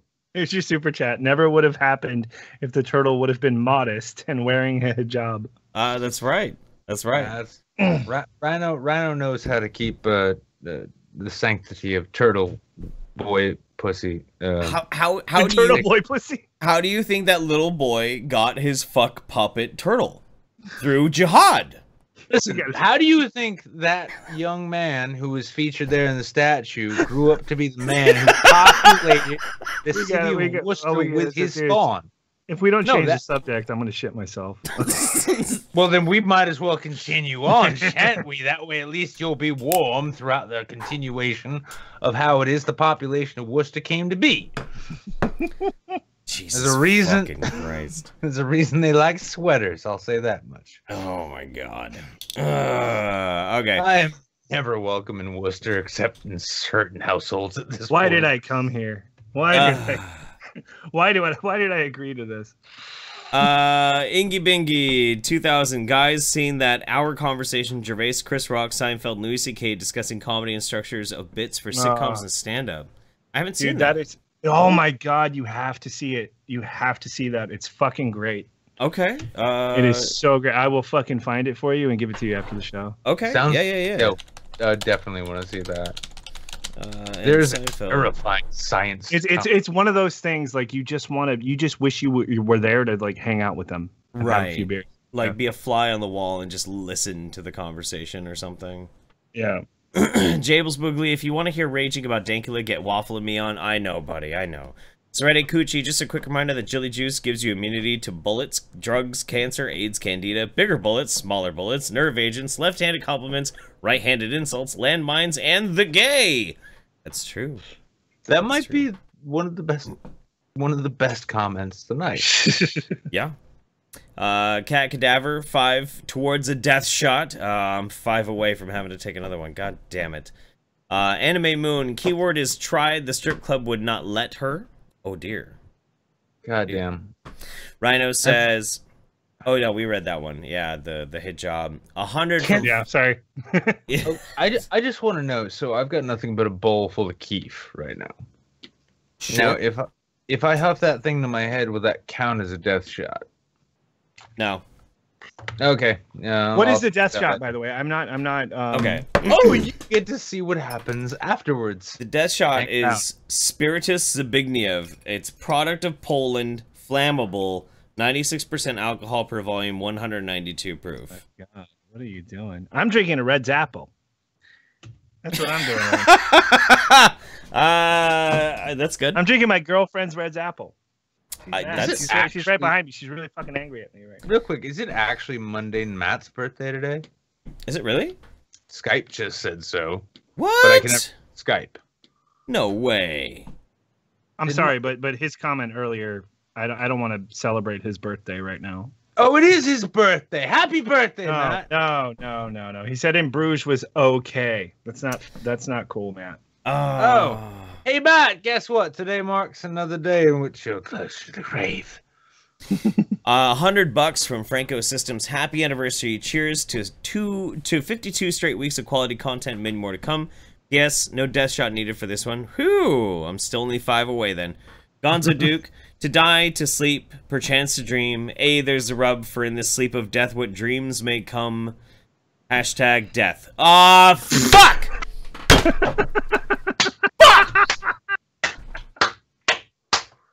We have the best subscribers on YouTube. I didn't keep coming around and giving us money, but it's because they know how to do it. I didn't even read the whole thing. Like usually I read these before I read them out loud, and I did not read that one, and I did not.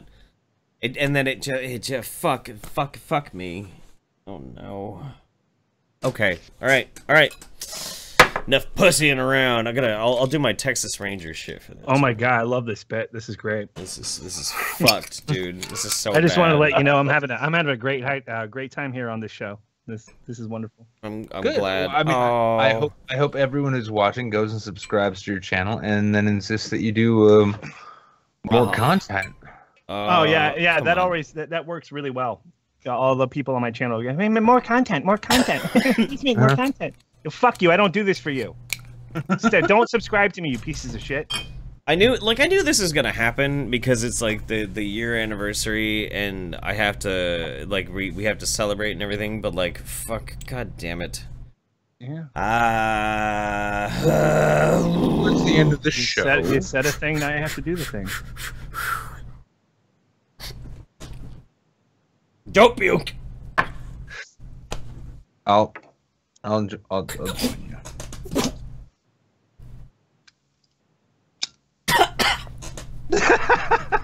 Yeah, I know.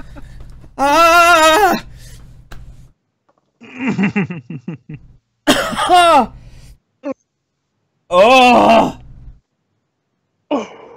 it's smooth. Yeah, it is. Can we do this bit with Jilly Juice next time? Don't fucking say Jilly Juice. Don't fucking say Jilly Juice. You fucking prick. Oh my god. I don't know about you, Jeff. I don't know about you, Jeff. I'm your guest. How dare you? I'm fine. Oh. So am I. You okay, man? Yeah, I'm okay. I'm worried about your well-being suddenly. Press F to pay respects for my liver. Oh.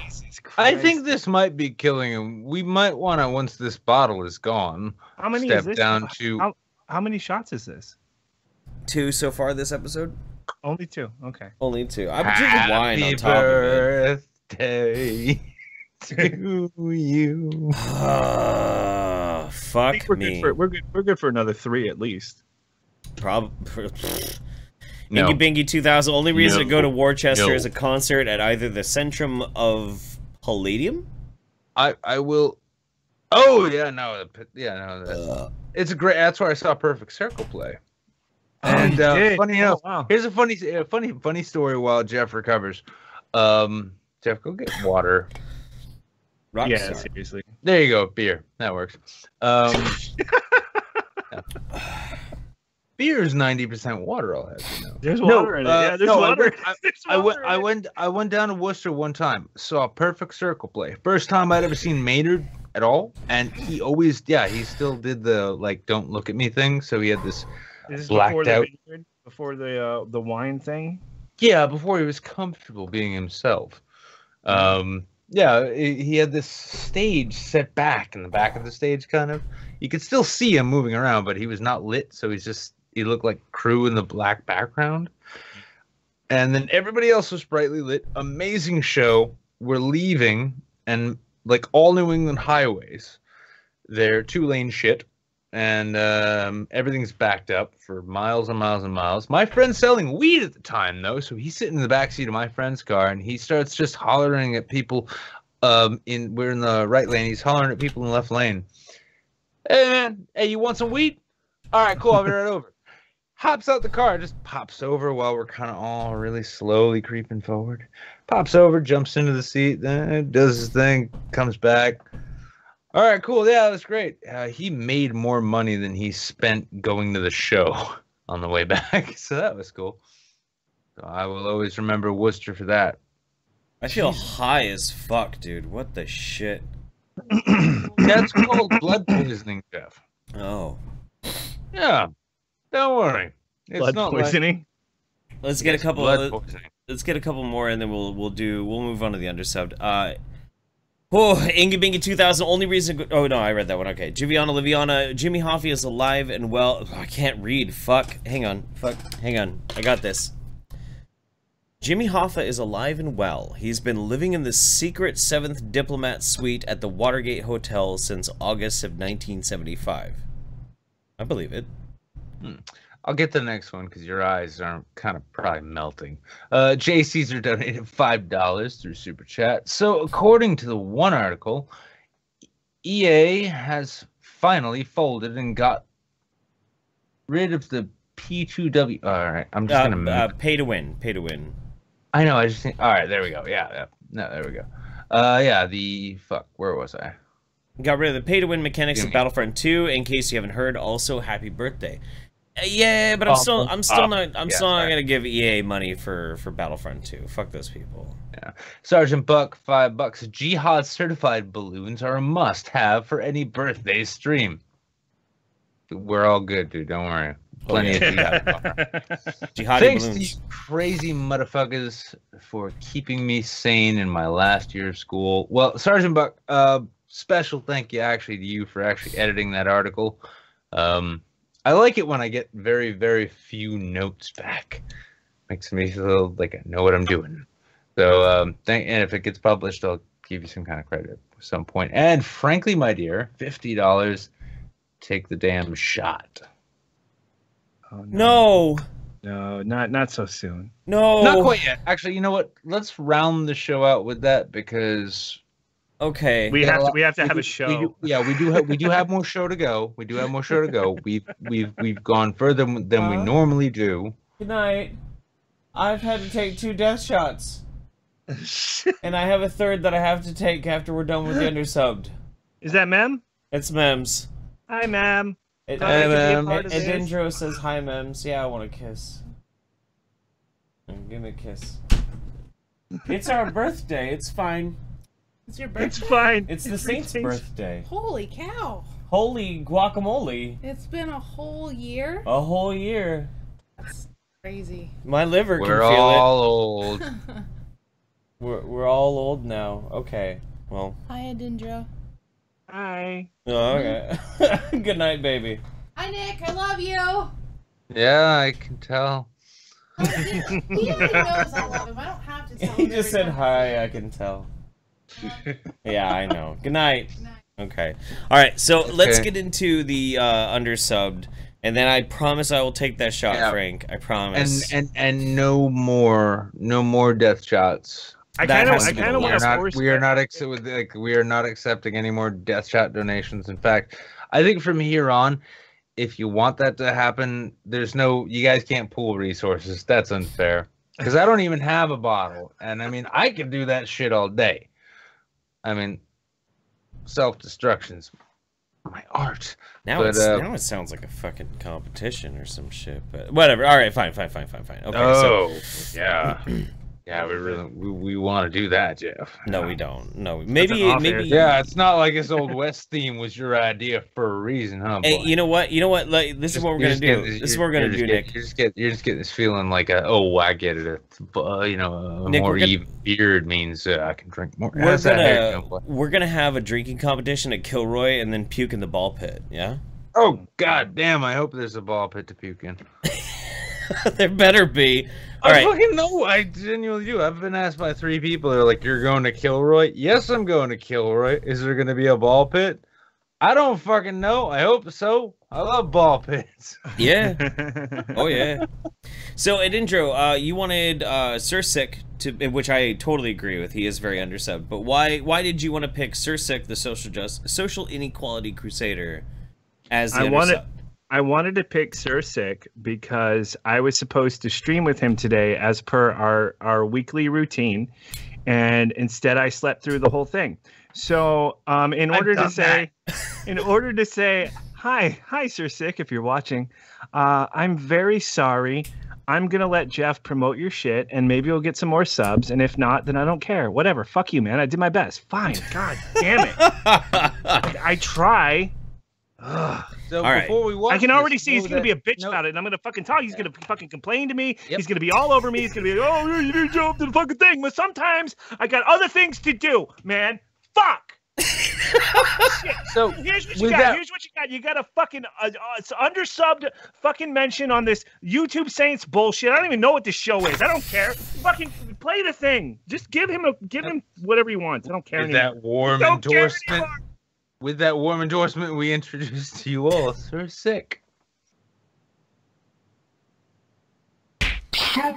Anyway, the most important moment now. We'll get that. Okay, so do you have any strong argument? Let me pull it back just a minute. Here intellectual level as you, babe. Take that as you will. So we're gonna start this video off with So we haven't even started the video yet. I'm 2 pages deep into this script. Oh God, no! This is 6 minutes and 52 seconds into the video. This chick has been babbling and being a dangerous driver while she was recording, and Sursik's been ripping her apart the entire time. It's glorious, but this is the actual meat of the video. With a little announcement. AIDS is fake. AIDS is fake. So I'll give you a second to absorb that. AIDS is fake. Oh, and guess what else she believes? The earth is flat. Super combo. But most importantly, AIDS is fake. Okay, so do you have any strong arguments or evidence that could even remotely back up that claim? It is. So no. Okay. AIDS is a hoax. So for those of you who didn't know, AIDS denialism is a thing. There are groups who have a distinct lack of medical degrees between them, you'll soon begin to notice, who believe a variety of things, but generally all believe that AIDS is some kind of conspiracy to, well, that's never really explained in any coherent fashion, but goddamn it, they are always up to something, so why the hell not? AIDS, why not? It's a misdiagnosis. So I have a connection to To a doctor who studies AIDS and has done some groundbreaking research into AIDS that is going to change the world? To SIDS. Wait, what? SIDS. Well, I can't say I was expecting you to go in that direction, and from your often panicked expression, I imagine the same keeps happening to you and your masterful driving. But seriously, what the fuck? SIDS. Sudden infant death syndrome. I am kind of terrified to see where you're going with this crazy lady. Why do I have a connection to SIDS? Well, because when I was doing my vaccine Monster combo! I found out that there was a direct link between SIDS and vaccination dates. And I'm sure you are an expert at scientific research and didn't read that all off a blog somewhere. But hey, let's just say there is a correlation. So what? Correlation does not equal causation. It's called SIDS for a reason. True. They don't know what causes it. It's a sad and terrifying thing that far too many of you assholes like to use as an emotional bait to pull people into your little pseudoscience clubs. It's gross. Cut it out. People would bring their babies home from the hospital, from the doctor's office that day, and they, after the shots, babies would just stop breathing.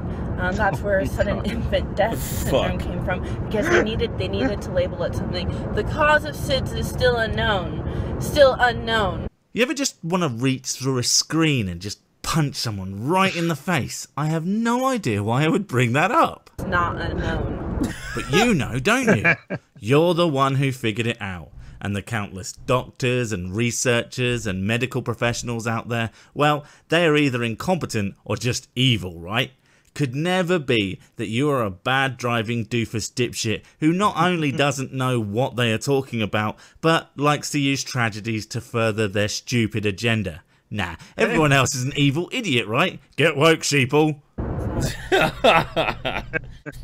I fucking love it, dude. I absolutely love it. It kind of makes me miss the old days of proper response videos. And this, yeah.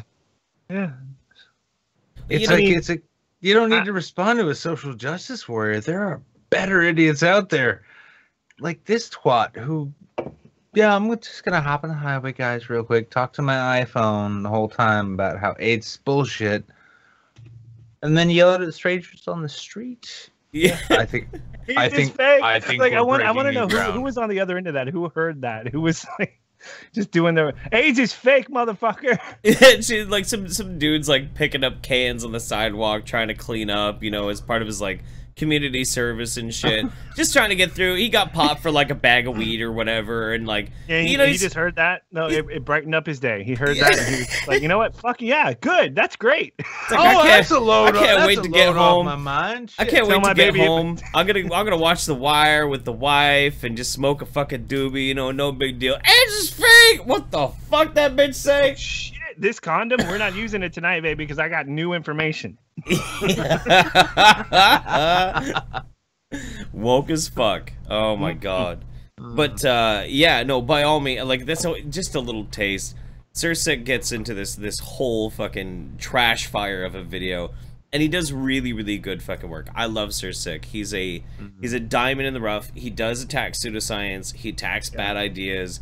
He's an equal opportunity offender. I fucking love it. Dude, too. It's a common sense perspective too. It's not like we're not pretending we're YouTube doctors, YouTube scientists, or anything like that. Oh yeah. It's just a common sense fucking perspective. And he's a great conversational shit poster too. Yeah. And Nick has been on with me and Sursik in the past, so we've had a lot of fun. So I've loved hanging out with the dude. Yeah. Nah, he's a fucking great guy. I love that dude. Oh, man. Well, actually, we'll drag if he gets a green screen. We'll drag his ass on here.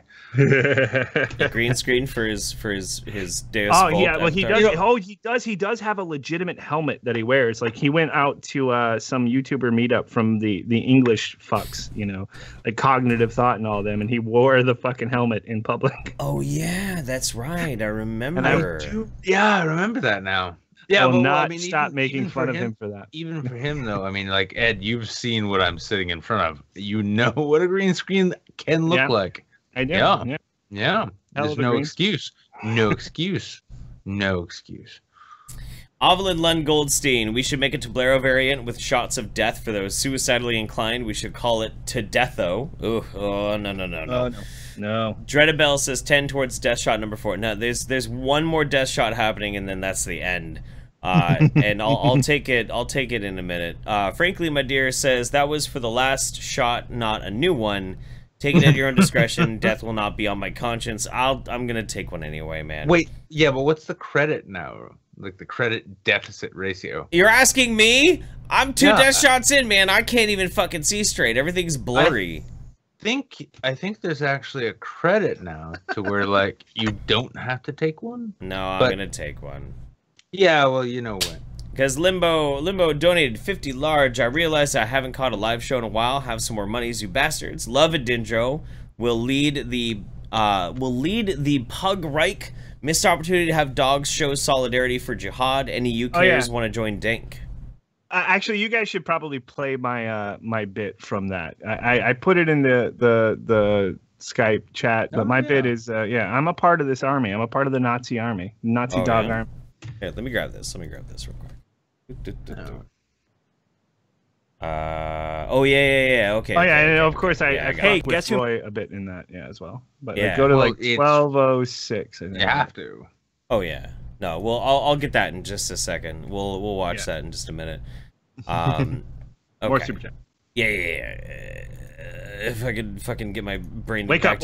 Okay, Giovanna Liviana, congrats on a full year of YouTube Saints, and here's hoping for many more. Best wishes from the Queen of Pizza Stand, where all are free to eat pizza as they like without fear of persecution. And then Tyler and Sabrina Paul says SIDS is a false flag from the time-traveling demons. That's true. I like that one. Yeah, that was pretty good. All right, let's see your contribution into this. It's at 12:01, you think? 6, I think. Okay. Yeah. I mean, I do an intro, but that's okay. You can move on to 12:00 something. 12:06. 6. Let me pull it back just a tiny bit. Okay, here we go. All right. Do something light and funny, but I'm a Nazi as of like 5 minutes ago, so I'm not a big fan of humor. I gotta say though, I'm really jealous of you lawmakers over there in the UK. I mean, you have no idea how much this First fucking Amendment bullshit gets in the way of the persecution of my ideological opposition. You're not perfect, but you're on the right track. You've managed to sneak fascist laws right past your populace, you shit all over due process, and thanks to the time-honored tradition of English passiveness, the people don't do shit. They bend over and take it like peasants. Haha! God, you'd make great Nazis. So forget what these other idiots say in this video. Maybe arrest a couple of them. I would have suggested that a long time ago if I knew you could just do that. I mean, here I was thinking you were some beta cup free society. So I just wanted to say to the UK government that I support you 100%. As a Nazi, Dankula's video massively and grossly offended me. He made a mockery of us and said we were the least cute thing. Do I look like the least cute thing to you? Look at my little pipe. It's adorable. Seriously, you should gas that fucker. You guys have gas chambers, right? I mean, if you're gonna drag these anti-Nazi fucks through the legal system with no jury of their peers and completely ignore any and all context to suit your political agenda, like any good fascist authority would, you might as well do it in style. Come on, just a little bit of gas. Maybe not enough to kill him, but like really fuck him up for life. Maybe give him brain damage or emphysema or something. A rash? Like a really itchy rash? It'd be a start anyway. Tell me I'm not cute. I am fucking cute. Anyway, keep it up, you beautiful hypocrites. You're an inspiration to Nazis everywhere. Also, gas the Jews. Hey, I'm on your side, Dankula. I swear. Oh God, I so hope that video played in front of Buddha though. Because if it still works, he thinks he's getting a cookie. Right now. All right. So we've got. Goddamn brilliant, dude. You're gonna have to introduce the cringe because you had like a whole context for it, Nick. Oh, I have several contexts. We'll pick one then. Okay. Yep. So yeah, I didn't feel. Well, yeah. Put the format together tonight. Said to myself, "Oh, what's the news? What's the news? What's the bigger news than Dankula?" Couldn't think of anything. The biggest cringe this week is the fact that our friend has been convicted of a crime for a shit post That wasn't even 1/4 as bad as what Edindro just said with his voice there. Yeah, there's not even close. Yeah, we're ending on a serious note here. Our friend, one of ours, this is how we have to think of it. One of ours has been convicted of a crime for a shitpost. Yep. And it was a tame shitpost by comparison. Yeah. And even still, it was his joke, it was his speech. He's been convicted of a crime. If we cannot get and stay fucking angry about this, then if we lose our rights to free speech, then we didn't deserve them in the first place. And it's not just about fighting for Marcus, it's about fighting for everybody. Well, yeah, the funny thing about it, though, is that, like, if you're, like, we're all Americans. This is mind-blowing to us. Yeah, this is like validation for the fight we're at. Oh, it is. This feels, you know, it kind of feels in the same way as when you look at a fucking third world country where the government has these insane, backwards, violent laws which mutilate and horrify people. And you say that's fucking wrong. This is what I think it's the equivalency, except it's in our backyard. Like the United States and England are two countries separated by the Atlantic Ocean. Yes, yeah, but it's wrong, and it's one of ours. And we've been like playing around and fucking around and pretending that we're free speech activists and pretending that we're new media and that we matter and that we're shaping dialogue and actually affecting public opinion. But in the course of all of the pretending that goes on, when one of our own, a friend who's been, he was on our midweek show. He hosts our midweek show. He's a friend of our show. He's a friend of mine. He's a friend of all of ours. He could potentially go to jail. And if we don't get and remain fucking angry about this, not only is his sacrifice in vain, but all of the rights that we claim to be offended at losing, we don't fucking deserve them. Agreed. So the cringe of the week is my friend Marcus was convicted of a bullshit crime last week. I'm not happy about it. He gave an interview to press. This is from Tailed Feature. We're going to feature his channel down below too. Go definitely do. He was also, Tailed Feature was also in the collaboration on definitely watch. He's fucking great, and he's done collabs with me before. He's fucking amazing. Tailed Feature is just a good dude in general. Follow him on fucking Twitter. Go to his channel. This was his video, his recording of Marcus speaking after the trial. After that, we're going to send you off with a reminder. So that being the case, we have been your YouTube saints. Well, I'm gonna have to read some more super chats before we say goodbye. All right, so let's listen to Dankula post trial. Such a thing. Accept the decision of the court now and just move on, is that the idea? Well, not about that case. We are considering the route to appeal because there's been a huge miscarriage of justice. I think it is a very, very dark day in regards to freedom of speech and freedom of expression. The thing that was most worrying is that one of the primary things in any action that is to be considered is things like context and intent. And today, context and intent was completely disregarded. And for the system to actually disregard such things like that mean that your actions no longer matter. They decide what your context and intent is. So for any comedians in Britain, I'd be very, very worried about making jokes in future because your context and intent behind them apparently don't matter anymore. And what about what you're saying about, you said that you'd made the video for your girlfriend? Yeah. But you seem to think that wasn't the case. That literally is reality. I made the video to annoy my girlfriend. That is literally the reality of that. If they don't wish to see it, then there isn't really much I can do about that. That literally is fact. If they don't want to consider that fact, then no, it's not exactly up to me. You're standing by your version of events and what you said originally in the trial? Yeah, it was a joke made to annoy my girlfriend. I absolutely stand by that. That's the reality of the situation. I don't really have anything further to say apart from don't let your memes be dreams. You better print that. Don't let your memes be dreams. Fuck yeah, dude. That's a matter of history now. There should be a wake up call for every American who talks about free speech. This should be a fucking wake up call. It can get that bad. Yeah, it can. It can get that bad. It has gotten that bad. It is currently that fucking bad. Worst case scenario, though, worst case scenario in this case, Marcus, I look forward to you joining us here in the States.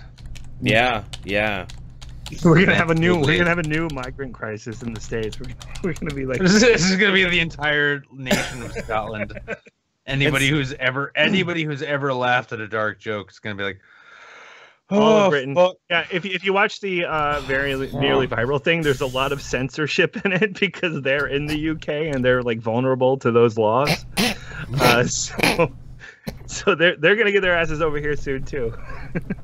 we need a welcome to the new world, lads. It's been around for a while. Comedian. We can say whatever we want. No longer will the tyranny of the king oppress you. We need a comedian Underground Railroad to Freedom Land America. Oh, you took that now. Oh, that's fair. Oh wow, Jesus God. Yeah. Well, I would have. Things you do, Jeff. I know. Jesus Christ. So the last little bit. Gonzaduke says, fuck me. No, you didn't say that. Gonzaduke says, life is pleasant, death is peaceful. It's a transition that's troublesome. # death. That's true, man. That's very true. Sad. That's scary true. It's scary true. Well, death is not the sweet release, and life will never lead to peace. So we have been your YouTube saints for this weekend. Are we fucking done yet? We're gonna send them off with the thing yet? Well, we're gonna watch it with them. It's 2 minutes. We're gonna watch it with them, and then we'll remind them like what we're doing. There has never been a more appropriate clip to truly end a show like this on. Also, Edindro is here. Remember him forever. That's right. Bye. It's not just the right of the person who speaks to be heard. It is the right of everyone in the audience to listen and to hear. And every time you silence somebody, you make yourself a prisoner of your own action because you deny yourself the right to hear something. Indeed, as John Stuart Mill said, if all in society were agreed on the truth and beauty and value of one proposition, all except one person, it would be most important that that one heretic be heard, because we would still benefit from his perhaps outrageous view. In more modern times, this has been put, I think, best by a personal heroine of mine, Rosa Luxemburg, who said that the freedom of speech is meaningless unless it means the freedom of the person who thinks differently. That person doesn't just have a right to speak. That person's right to speak must be given extra protection, because what he has to say might in any case give people to think about why do they know what they already think they know. How do I know that I know this except that I've always been taught this and never heard anything else? It's always worth establishing first principles. It's always worth saying, what would you do if you met a Flat Earth Society member?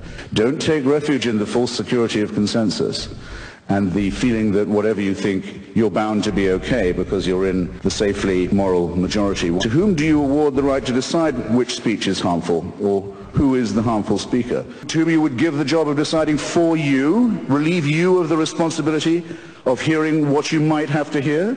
It's quite common now for people to use the expression, for example, anti-Islamic racism, as if an attack on a religion was an attack on an ethnic group.